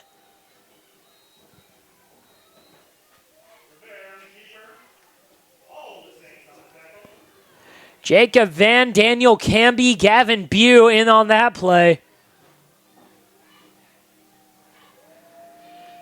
This Saints team is going to live and die with their defense. They're going to live and die with that front seven. And so far, it has been a stifling performance against this Palm Desert front five and really their whole offense. Empty backfield again. They're not going to motion Tolan for this play. Actually, they do late. They're going to give it to Tolan. He's going to take it out to his left, try and make a move. The ball came out again, and the Saints have it.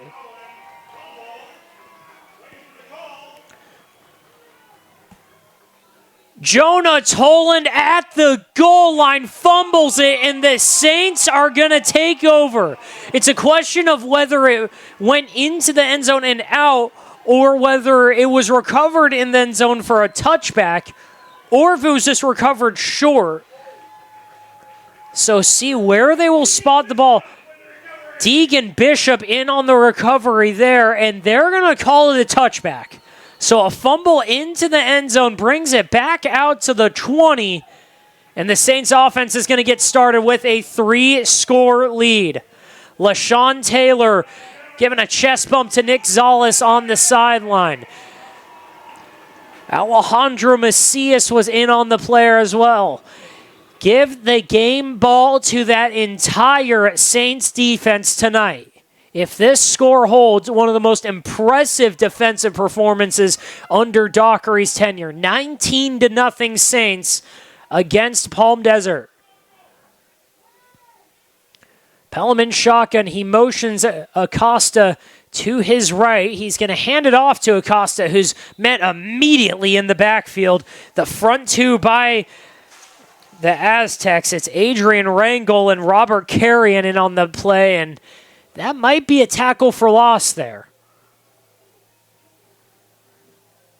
No, it's not. They're going to say that Acosta got back to the line of scrimmage, so it's going to be 2nd and 10. And now it seems that there's some clock confusion. 59 seconds left in the third quarter. There's a flag on the play now. Not sure what it is. Neither team was even ready. Coach Dockery is furious right now. Not sure what the flag is. The Saints offense is already moving back before the ball has been moved. Aztecs defense lined up, and our crew chief is just still discussing what's going on. Again, the flag came out well after the play, while the Saints were still in the huddle. Not sure what the flag is on, though. For those of you just joining us, we're here in the third quarter at Xavier Prep. 19-0 the score against Palm Desert. Just under a minute left in the third quarter. And going over what's a strange occurrence here. A personal foul against Palm Desert. So that's going to be a free first down for the Saints. It's going to give them 15 yards. And they're still trying to discuss what's going on right now. Palm Desert's defense has not moved and will not move from the spot. A couple of them are trying to argue their case. Ty Wiltrout in there, along with Stephen Block, their sophomore defensive end. Again, neither team is lined up for the next play. The referees are all still in the middle of the field. Palm Desert looks like they're still trying to argue this with the crew chief. Saints can do nothing but wait right now. The play has been ready for a while. They're going to get Aiden Ruiz from the bench. He's going to take over for Trey Creek.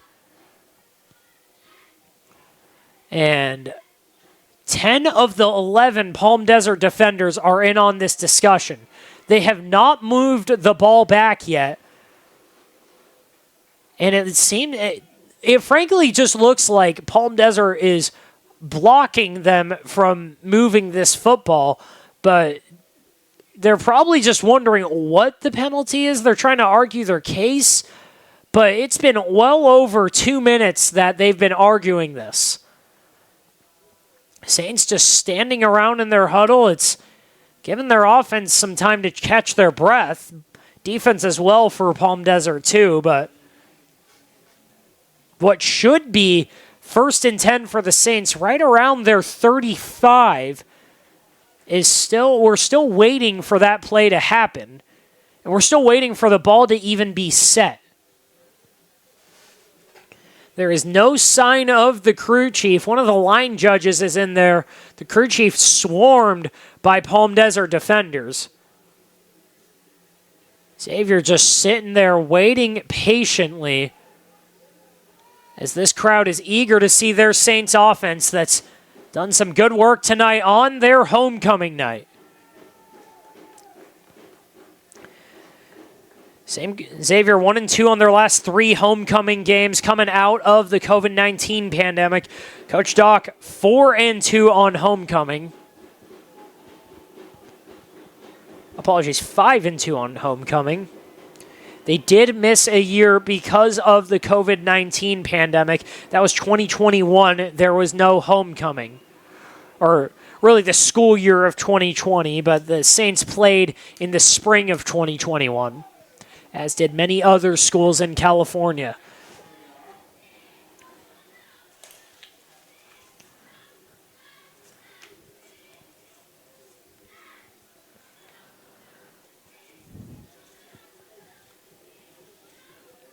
Last 3 years, Palm Desert 4-11 on the road, 24.3 allowed on defense, 16 a game on offense, and it's been the same issue here.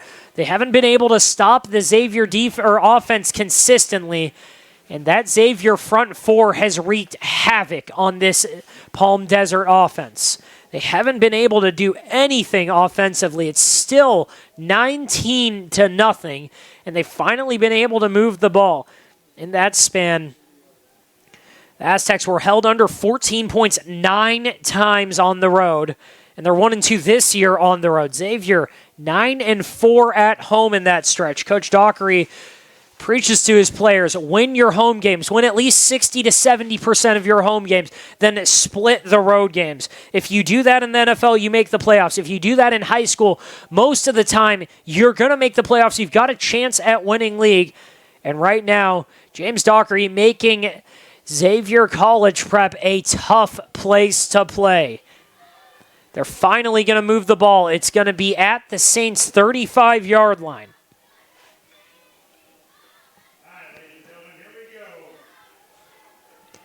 And in that stretch, Saints have got 30 points a game on offense, just allowed 18.4 on defense. That's including last year, which was a tough year. King Pelham rolling out to his left. He's going to find Acosta on the flat. Apologies, that's Ruiz. And that might move the chains for them. They're going to mark it down at the 45-yard line. And let's see if they give them the first down. It's either 1st and 10 from the 45, or it's 2nd and frankly, an inch. First catch of the day for Aiden Ruiz, who out of nowhere turned into a deep threat last week. 2 catches, 2 touchdowns, over 110 yards through the air, out of the backfield exclusively. A couple wheel routes that he ran. And King Pelham found him deep each time against Yucca Valley. Our crew chief taking a moment to discuss this one. And they're going to bring the chains out to measure this one. Again, ball on the left hash at the Saints' 45-yard line. Chain crew is coming out, and they're going to stretch out the chains.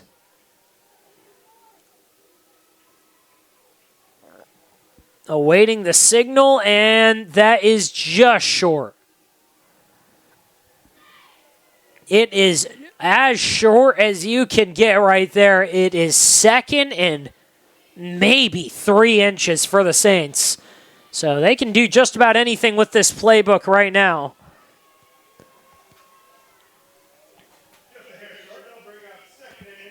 Second and inches for the Saints. Saints in the huddle right now. They break the huddle. Acosta on the field, in the backfield. Trey Creek out to the left. He's the lone receiver to the left of Pelham. Getting motion in on the formation. They're going to tighten it up here. 2 tight ends on the play. Pelham under center. And he's going to try and get it himself going up the middle, and he had nowhere to go. That play was blown up immediately by Adrian Rangel and Stephen Block.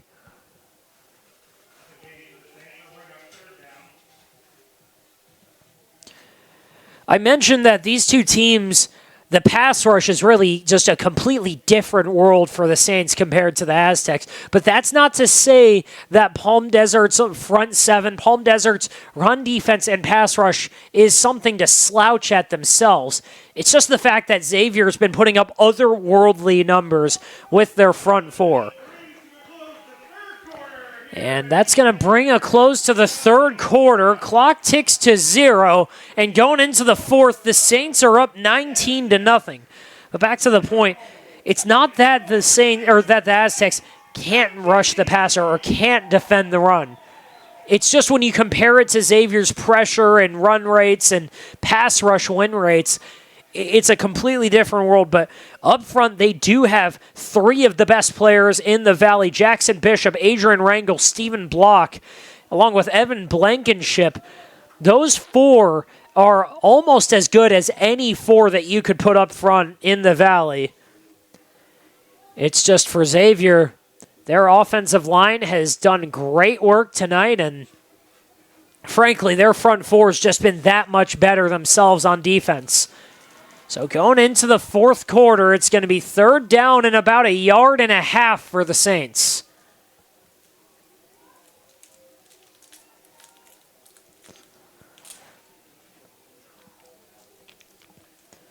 The last time Xavier beat Palm Desert, a 10-6 win at home. That was in 2023, October 6th, 2023. Just under 3 years to the day. That was also a homecoming game for the Saints. That was also a league opener for the Saints. Last time out, 24-0 shutout against Palm Desert at Palm Desert. And the previous matchups before that, a smattering of close games, blowouts, and strange occurrences for James Dockery's squad. That ball comes up the middle, and it comes out, recovered by Palm Desert. Isaac Durant coming up with the fumble. And Palm Desert going to take over in or close to their own red zone.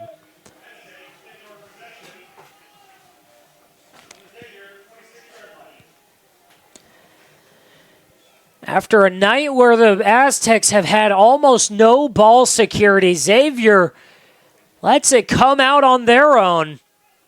trying to run it up the middle, but punched out and recovered by Isaac Durant, the big senior D tackle. A.J. Rivera and the Aztecs have new life, still down 3 scores, but with 11:54 in the fourth quarter, they've got time to make this up. Flag on the play before anyone moves. I didn't see anyone move for the Saints.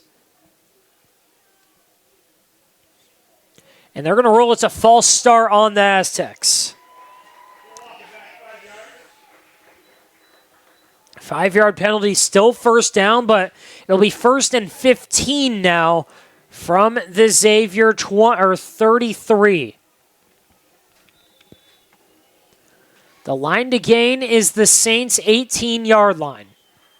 1st and 15 from the 33. They're going to fake the handoff to Walker, and Jacob Van and Javon Taylor in there on the play. Daniel Camby coming in, and they blew that up from the beginning.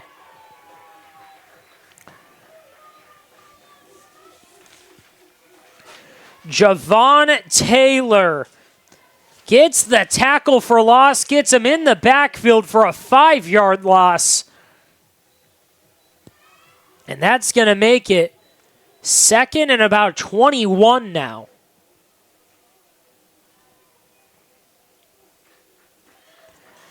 Javon Taylor last time out, 6 tackles, 2 tackles for loss. He had 2 sacks, 2 pressures against Yucca Valley. They're going to throw it here, and that ball hits the dirt, so it's going to be 3rd down and 20 now for the Aztecs.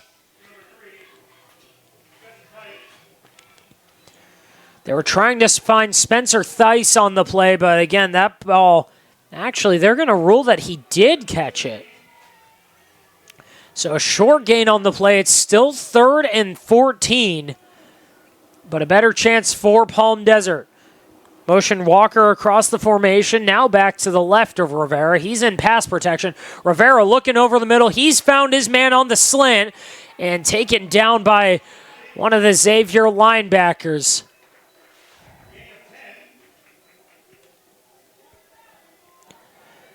Angel Rangel in there on that catch. It's a gain of 10, and now it's 4th down and 3 for Palm Desert. This could be the game here. 10:09 on the clock. Palm Desert down 3 scores. They need this first down just to have a chance in this game. A lot of miscommunication on this. They're motioning Walker across the formation. Now the snap to Rivera. And he tries to find Jonah Tolan, but the pass is incomplete. He was looking for Jonah Tolan. He was wide open. The ball hit his hands, but the pass incomplete. Xavier's defense stands strong, and they get another turnover on downs. 9:49 left in the game, and it's a 19-0 Xavier lead.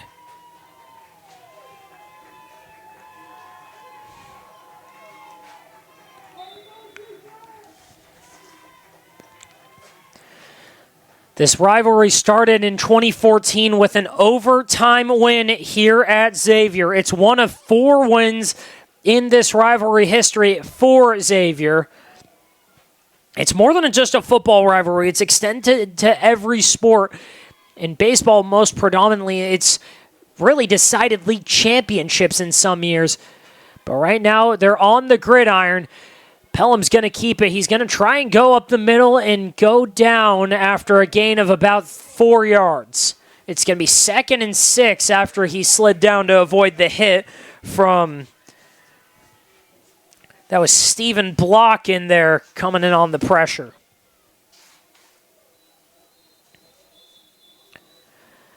James Dockery's talked about finishing the job. He's talked about how he's happy with what he's seen from his team in the first half. He wants his team to keep the intensity. He wants his team to keep the foot on the gas pedal as there's an injured player on that play. He wants his team to step on the other team's throats. In the first half, the Saints have been world beaters. They've outscored opponents 110-27. But in the second half, it has been a completely different story. They still outscore opponents, but it's 44-42 in the second half. Palm Desert's seen a lot of similar situations, but in the second half, they've been so close, but slightly better than Xavier. In the second half, Palm Desert's outscored their opponents 65-61. Right now, Xavier outscoring them 7-0. 9:07 on the clock. Shotgun snap. Pelham looking deep for Mejia, and he just overthrew it there. But there is a flag on the play. It looks like this is going to be pass interference on Palm Desert. Number 23, Jacob Cohn, was in coverage, and he is not happy. Neither team has done any crazy things passing it. There was that one big play from Rivera trying to find Lucas Monaco. They did connect, but again, that play was called back because of a penalty. That is going to be pass interference. It's a first down for the Saints. But again, this is the best defensive backfield that the Saints have faced. A lot of senior talent back there and a lot of size. 4 players for the Aztecs are 6 foot or taller in their defensive backfield. They've got 2 defensive backs over 180 pounds. And all of them can fly. Jonah Tolan, most notably, the strong side corner on this play. He's going to be the one-on-one matchup against Joe Mejia. First down for the Saints. Ball is at their 39-yard line. Shotgun snap. Pelham's going to take it himself, working out to his right, and he had nowhere to go there. Taken down, it might be a loss, or he might have got back to the line of scrimmage. And they're going to say he got back to the line of scrimmage. 2nd and 10 for the Saints. Actually, they're going to say he lost about 2 feet on that play, so it's going to be just short. Oh, no, now they're going to correct it. Our line judge put it on the Saints' 37-yard line, or 38-yard line, and moved it to the 39-yard line now. So it's still 2nd and 10 for the Saints. 8:16 left in the game. Acosta getting motioned out of the backfield. Pelham takes the snap. He's going to go up the middle, and he's going to drive through there, and the ball comes out. Ball comes out, and it's picked up by Palm Desert, and they're going to run it all the way into the end zone. Parker Gladish with the second scoop and score of the game, and Palm Desert, with 7:58 left on the clock, is finally on the board. Unbelievable. 2 fumbles and back-to-back drives give Palm Desert 2 chances, and this time they don't even need to send the offense out. Parker Gladish does it himself.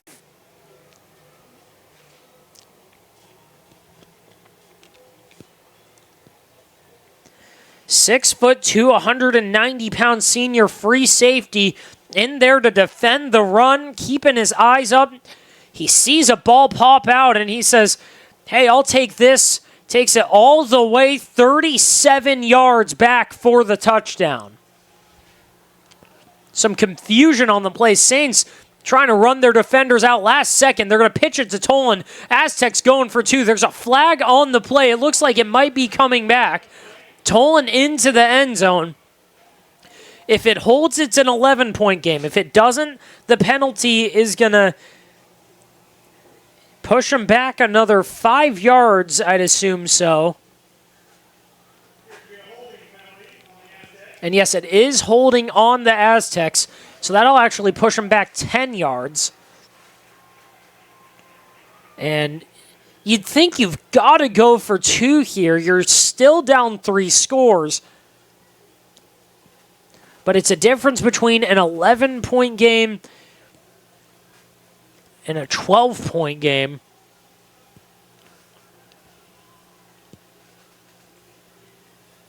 And Palm Desert's still going to keep the offense out on the field. A.J. Rivera's out there. Saints trying to get some last-minute substitutions in.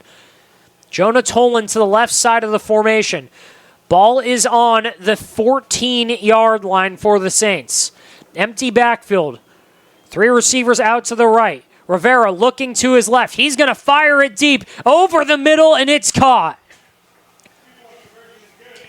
Lucas Monaco caught it right at the goal line, uncovered, takes a step in, and it's 19-8 now.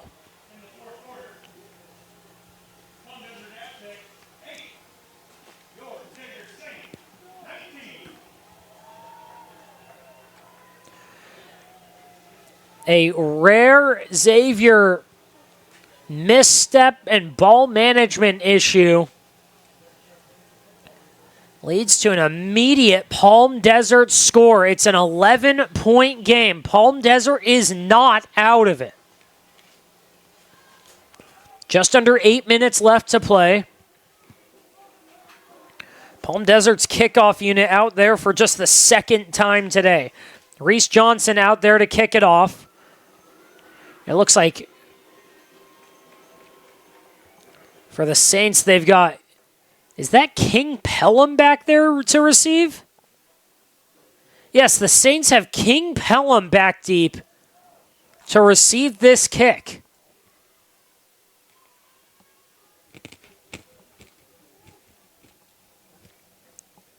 That is not Anthony Creek Pelham. That is King Pelham back deep to receive. Along with him, Kane Smith out to the right side of the formation. But again, this is most likely going to be an onside kick. So the Saints have their hands team up front. And Trey Creek is in there on that side. The kick is high and bobbles over the Saints defenders. And that's going to go into the Palm Desert sideline. So it'll be a flag on the play for kicking it out of bounds. And Xavier's going to start with great field position. No good on the onside kick. Xavier's had one of their own. That one started the second half. But right now the Saints are going to get things started again on their 47-yard line. Actually, that was the initial spot before the penalty. Now they're going to start in the Aztecs side of the field. First down and 10 from the Aztecs' 48-yard line. They're going with a big formation here. Mejia getting motioned in. They're going to hand it off to Acosta. He's going to go up the middle, trying to churn his feet, and he's going to get a gain of about 4 on the play. It'll be 2nd and 6. Saints working right up the middle here. 7:43 on the clock, an 11-point game.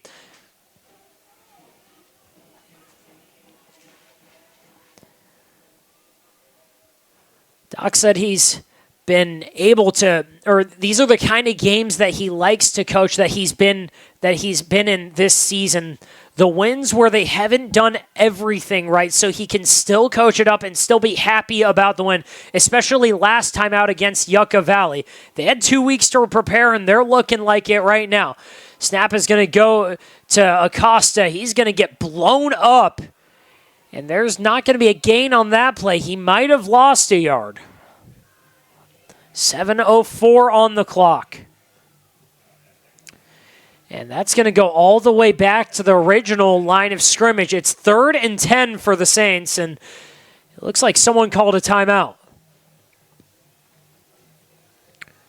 3rd and 10 for the Saints, and it looks like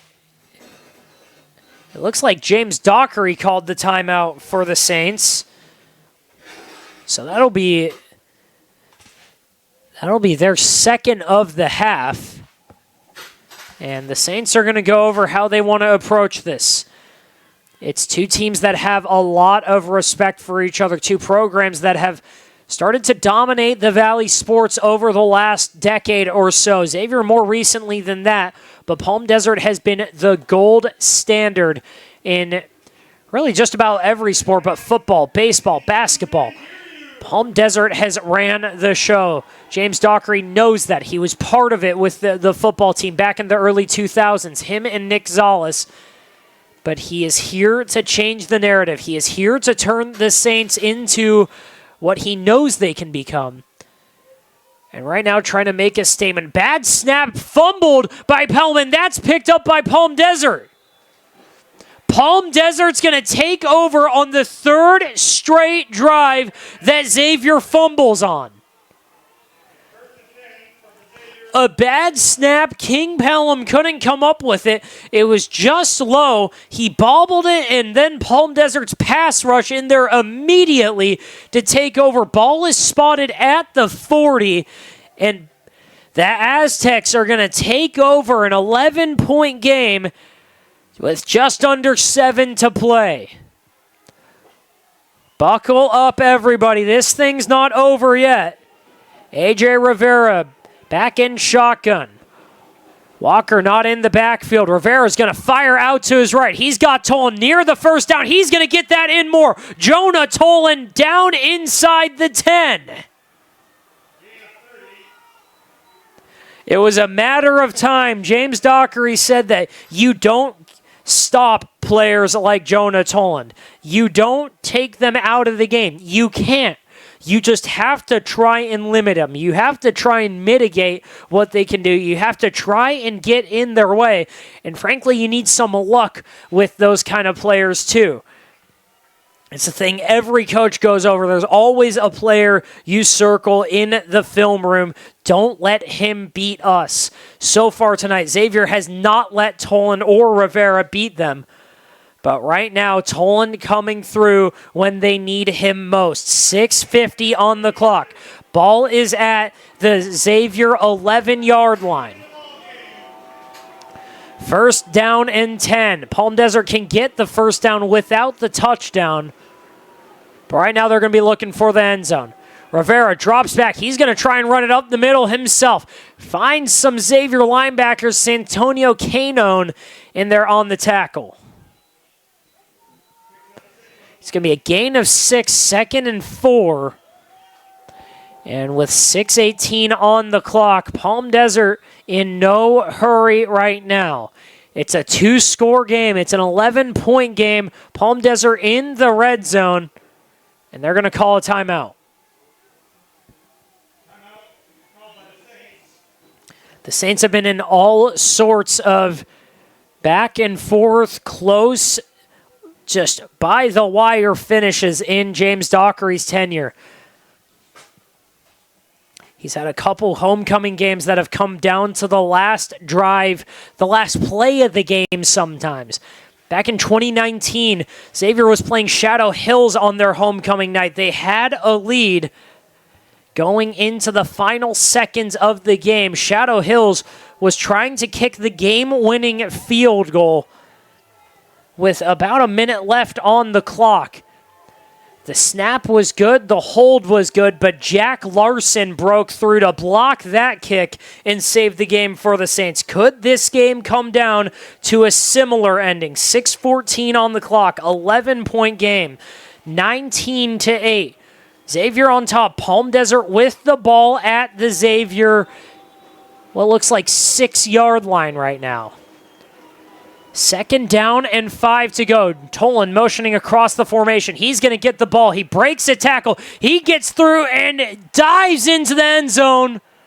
Is he in? They're going to rule he's in. It's a touchdown for the Aztecs. And this game has flipped on its head. 5-point game right now before the point after attempt. They might go for 2, though.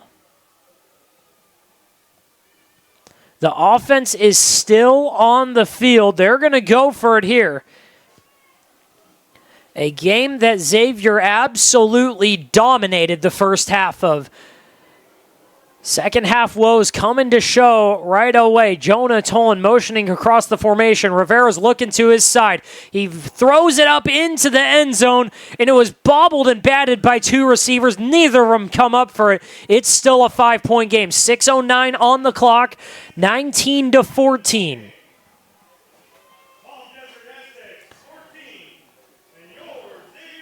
Palm Desert, just when they were trying to gasp for breath, just when they were trying to find something to hold on to.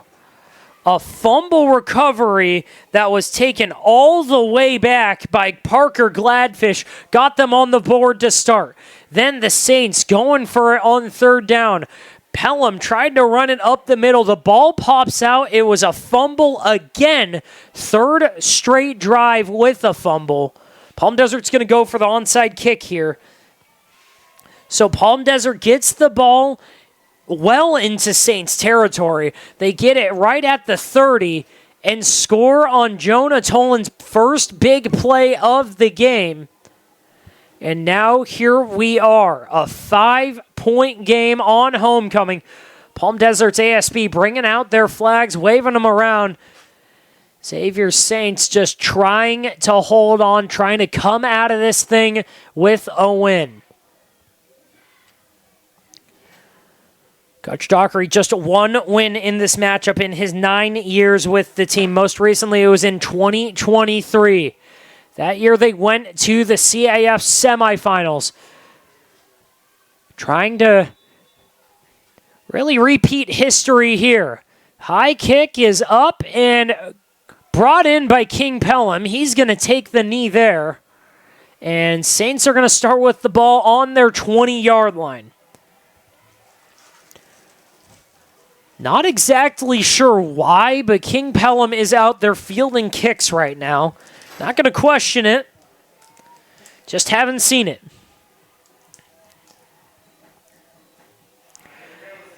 Everyone in the local media had this as either the game of the week or the second best game of the week. The other one was really the Palm Springs and La Quinta matchup tonight. That one was a 12-point game at half. But right now, this one has given us a little bit of everything. 5-point game. Saints trying to put the nail in the coffin. Ball on the 22-yard line. 1st and 10 for the Saints on their left hash. Langlois in the backfield. They're motioning Mejia across the formation. Langlois is going to take it up the middle. And he gets a short gain, if any.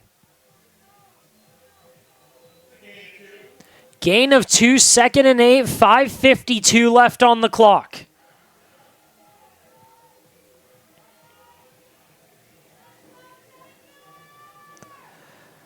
Coach Dockery said that, again, he's loved what his team's done. He thinks that this defense has played really, really well, but there's always room to improve. When you've got a coaching staff that's as ambitious, as passionate as his, they can never settle.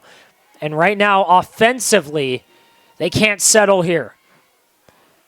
They're going to fake the handoff. Pelham's going to take it out to his right. He's wrapped up and dragged down just short of the 30-yard line. It's going to be a small gain there, but a great play by Parker Gladish to prevent more from Pelham. 3 yards on that gain. It's going to turn into a 3rd and 6 for the Saints, and we're inside of 5 minutes left in this game. 4:56 on the clock, 19-14. Saints have the ball, and again, could put it away on this drive. You can never count these two coaches out. You can never count these two teams, these two schools out in this rivalry especially. Right now, Palm Desert with 14 unanswered points. 4:33 on the clock. Pelham takes the snap, rolling out to his left. Going to loft the throw out to Langlois, who catches it on the sideline, but he's short of the first down. It's going to be 4th and about 1.5 yards, maybe 2 yards, depending on where they spot it. And the Saints are gonna punt it. It's 4th and 3, and they're gonna need every bit of Joe Mejia's leg here. 4:27 left on the clock. Saints desperately need a big punt here. Mejia from basically the same spot on his first punt pinned the Aztecs inside their 5-yard line. Can he do it again? He's had 2 bad punts tonight as well. Mejia ready. Toland and another receiver back deep for the punt. Mejia's punt is high and on a line, and that gets over the head of Angel Rangel, and that's going to take a Palm Desert-friendly bounce, but it was a great punt by Mejia. It landed right around the 30-yard line, so that's plenty good enough for the Saints. Joe Mejia hasn't been able to get the pass or the receiving numbers he's wanted today, but has made an absolute impact with his right leg tonight. 4:18 on the clock. 1st and 10 for Palm Desert. Ball on the right hash. Palm Desert in the huddle. Xavier sending out all of its best pass rushers right now. This is the number 1 defense no matter what. They're not sending out any backups right now. Game on the line here. 4:18 on the clock. Empty backfield. A.J. Rivera back, ready for it. Takes the snap. They're looking to go deep. Rivera actually throws it out to the flat. Looks like almost a blown-up screen there.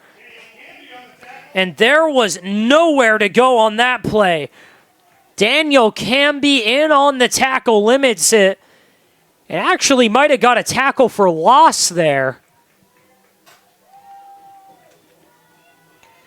Yeah, the ball's going to go back about a foot or two, so it's going to be 2nd and 10 plus.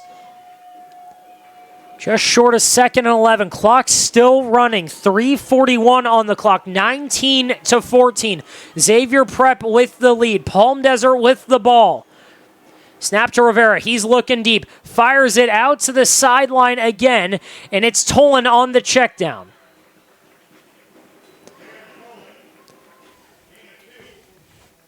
Jonah Tolan, who grew up coming to Xavier practices, who grew up coming to Xavier games, trying to make a difference on his last battle for Cook Street. Short gain there. It's a gain of about 3, so it'll be 3rd and 7 for Palm Desert. 3:25 on the clock.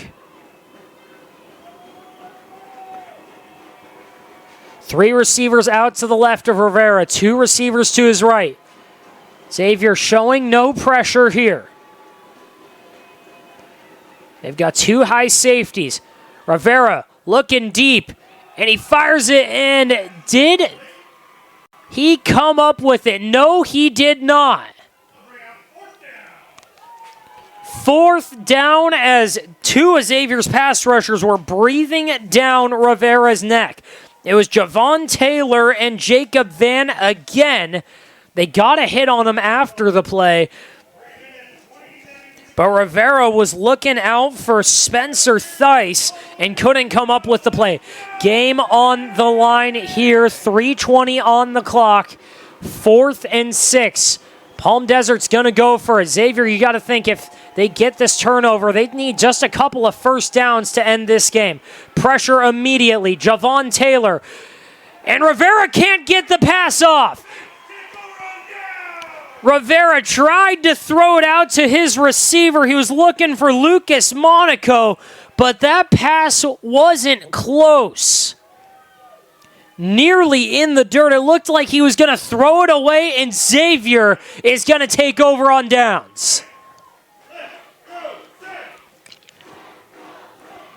Saints back on offense. They'll take over. Line of scrimmage is at the Aztecs' 35-yard line.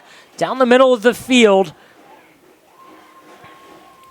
Actually, it's going to be set on the left hash.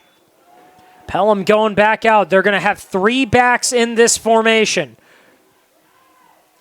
Langlois and Ruiz both playing as tight ends.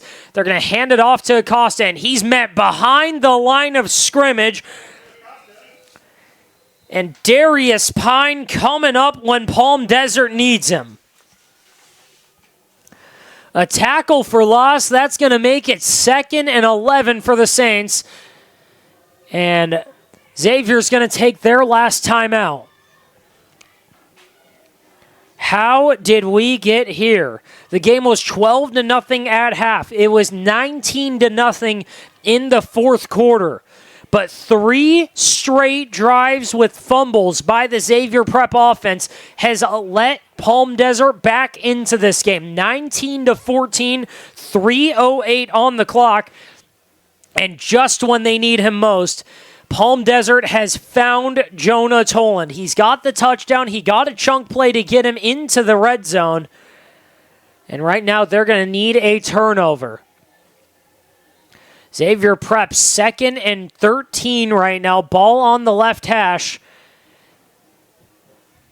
They can win this game on this drive, but it's going to need to be a slow, methodical drive. Palm Desert still has one of their timeouts. Xavier has no timeouts. Palm Desert sending pressure off the edge. They got that blocked, but Acosta had nowhere to go. They ran it to the right side. Acosta might have gotten a yard, maybe 2. And our crew chief is giving some sort of motion right now. Not sure exactly what it was, but we're going to say it's an Aztecs timeout.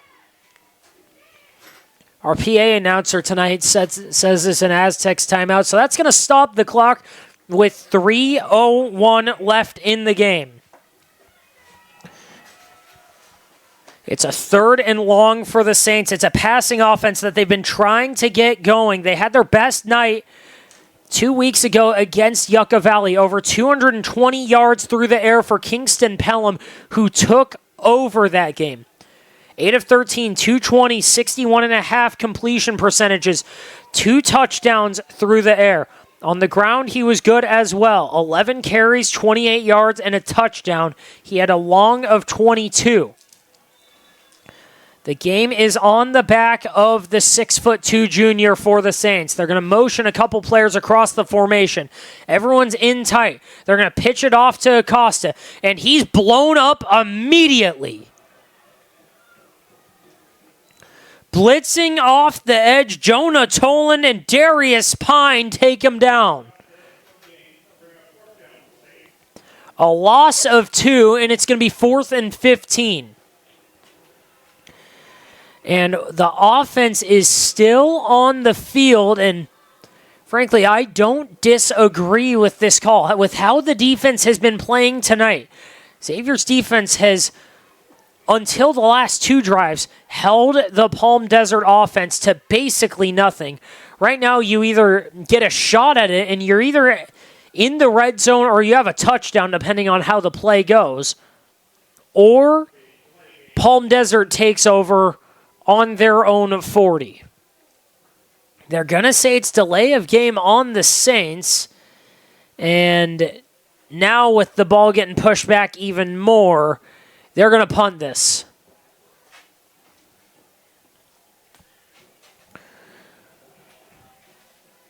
They're sending out the punt team. Joe Mejia out there again trying to pin him deep.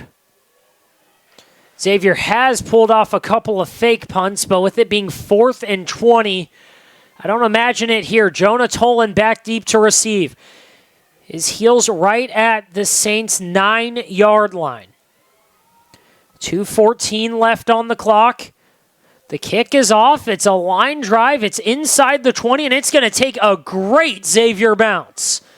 It's finally going to go down and stop at the Palm Desert 13-yard line, so it'll be 87 yards for the Aztecs. 2:14 on the clock. They've got no timeouts left. Neither team can stop the clock.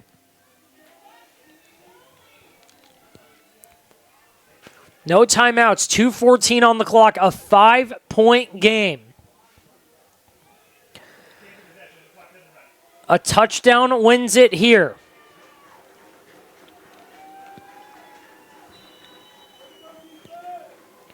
Can the Saints get a stop? They're going to spread it out once again. Toland to the right of Rivera. They're going to look for Bishop, and he can't come up with it.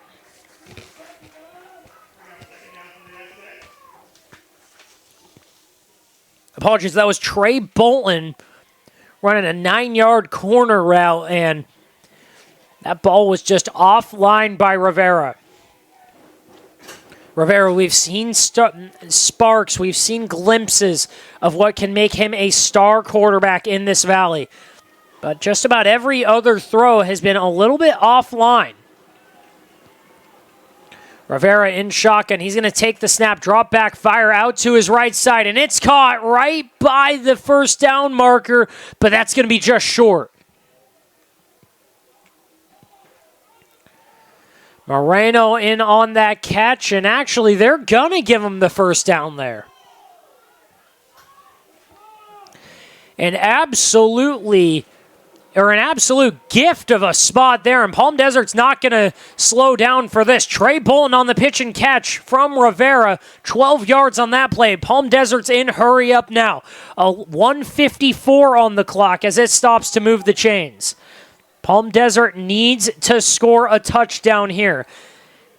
Anything less wins it for Xavier. High snap. Rivera looking for it. He's going to try and run it up the middle himself. Going out to his right. He's going to go towards the sideline, and he takes a shot on that play. Luke Vermillion hit him right in the ribs and takes him out with 1:39 to play. Gain of 4 on the play. It's going to be 2nd and 6, but a hard shot from the Xavier free safety.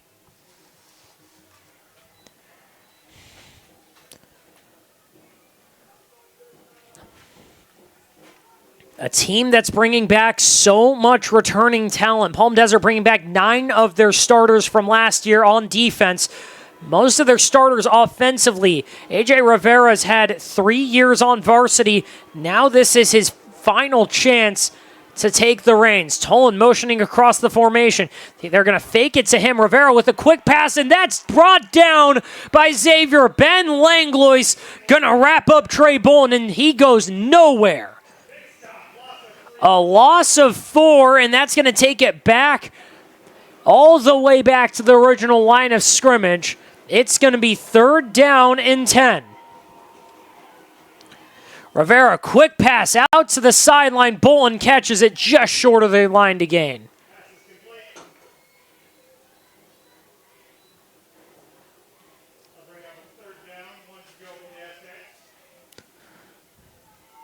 That's going to be 3rd down and 1 for the Aztecs. 3rd and 1 for the Aztecs. The line judge is having a little bit of trouble with that down marker.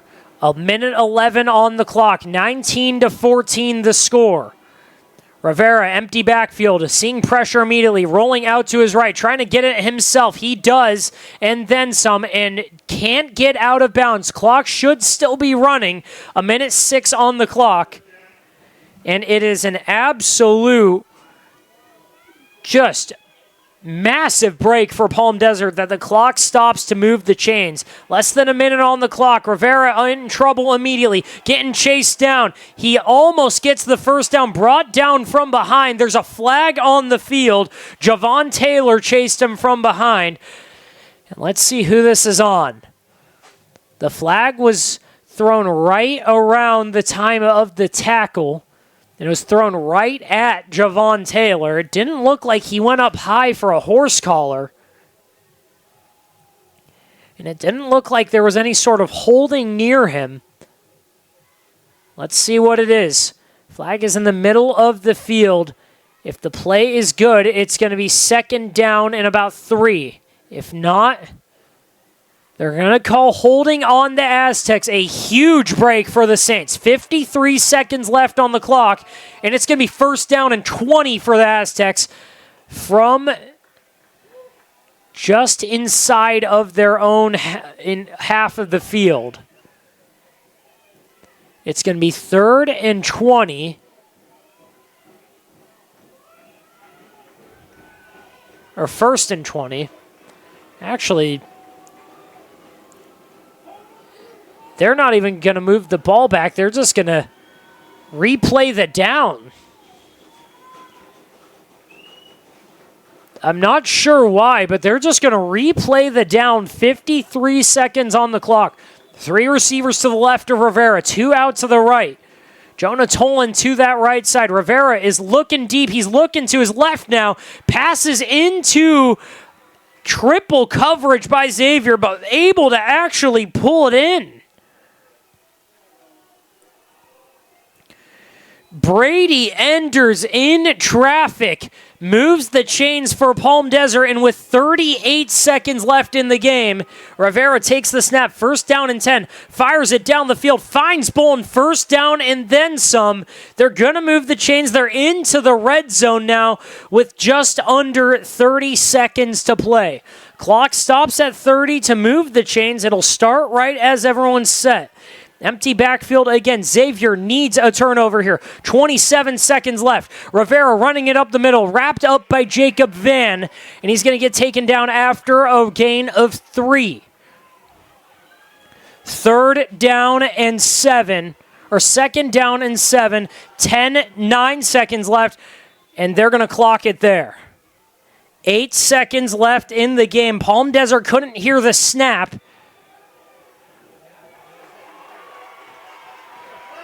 And there is a flag on the play. They're going to call it intentional grounding. That's going to be a penalty and a loss of down. So instead of 3rd and 7, it should be 3rd and 12. Let's see where they spot it. There's 8 seconds left on the clock.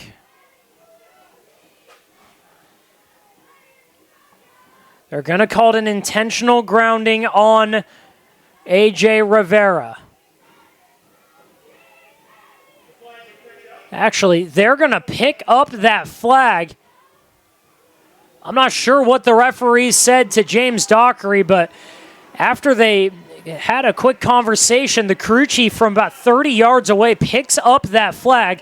So still 8 seconds left in the game. 8 seconds left. The crown for Cook Street on the line. 5-point game, 19-14. Rivera in shotgun. High snap, gets it there. Under pressure immediately. Hit by Van, and that ball is in the dirt with 3 seconds to go. Javon Taylor in there on the hit. Jacob Van getting close on the pressure. And the game comes down to this. 3 seconds left. 19-14. Saints trying to cling to this lead. It's all or nothing here. Saints are undoubtedly going to have double coverage on Jonah Toland. Shotgun snap, crowd on its feet, trying to make all the noise they can. Pressure immediately, looking out, short of the end zone, and the pass is caught and short, and the ball comes out, and the Saints will take the win. They storm the field. Javon Taylor is making snow angels around the 40-yard line. Jacob Van is losing his mind. Aiden Ruiz running over to the sideline, and the Saints can't believe it. They've mobbed the field. The coaches have lost it. Some students are coming onto the field now. They're trying to get order, trying to line up for the handshake line. But the Saints win an absolute thriller. 19-14. The Saints win it on the last play of the game. They move on to 1-0 in DEL play. Palm Desert drops to 0-1. The Saints tie their best start in program history, 5-1 on the season.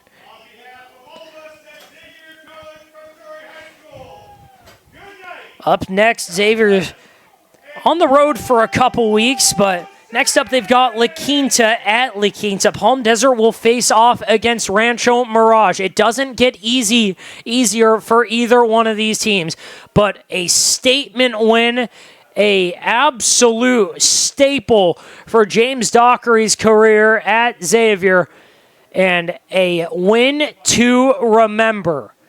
for the 5th time in school history. Xavier, they're the kings of Cook Street. The students are rushing the field. They've got the Xavier flag. And it is absolute mayhem here on Cook Street.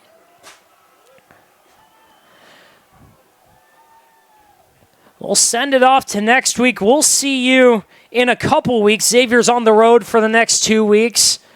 But we'll see you once they're back at home for senior night. They're all mobbing the field. Everyone's jumping for joy right around the 30-yard line. And a win for the ages for the Saints. For now, for myself, Brian Arrington, Fox Sports 1270 AM, I thank you all for joining us from Xavier Prep. We had one to remember. The Saints win it 19-14. They're the kings of Cook Street.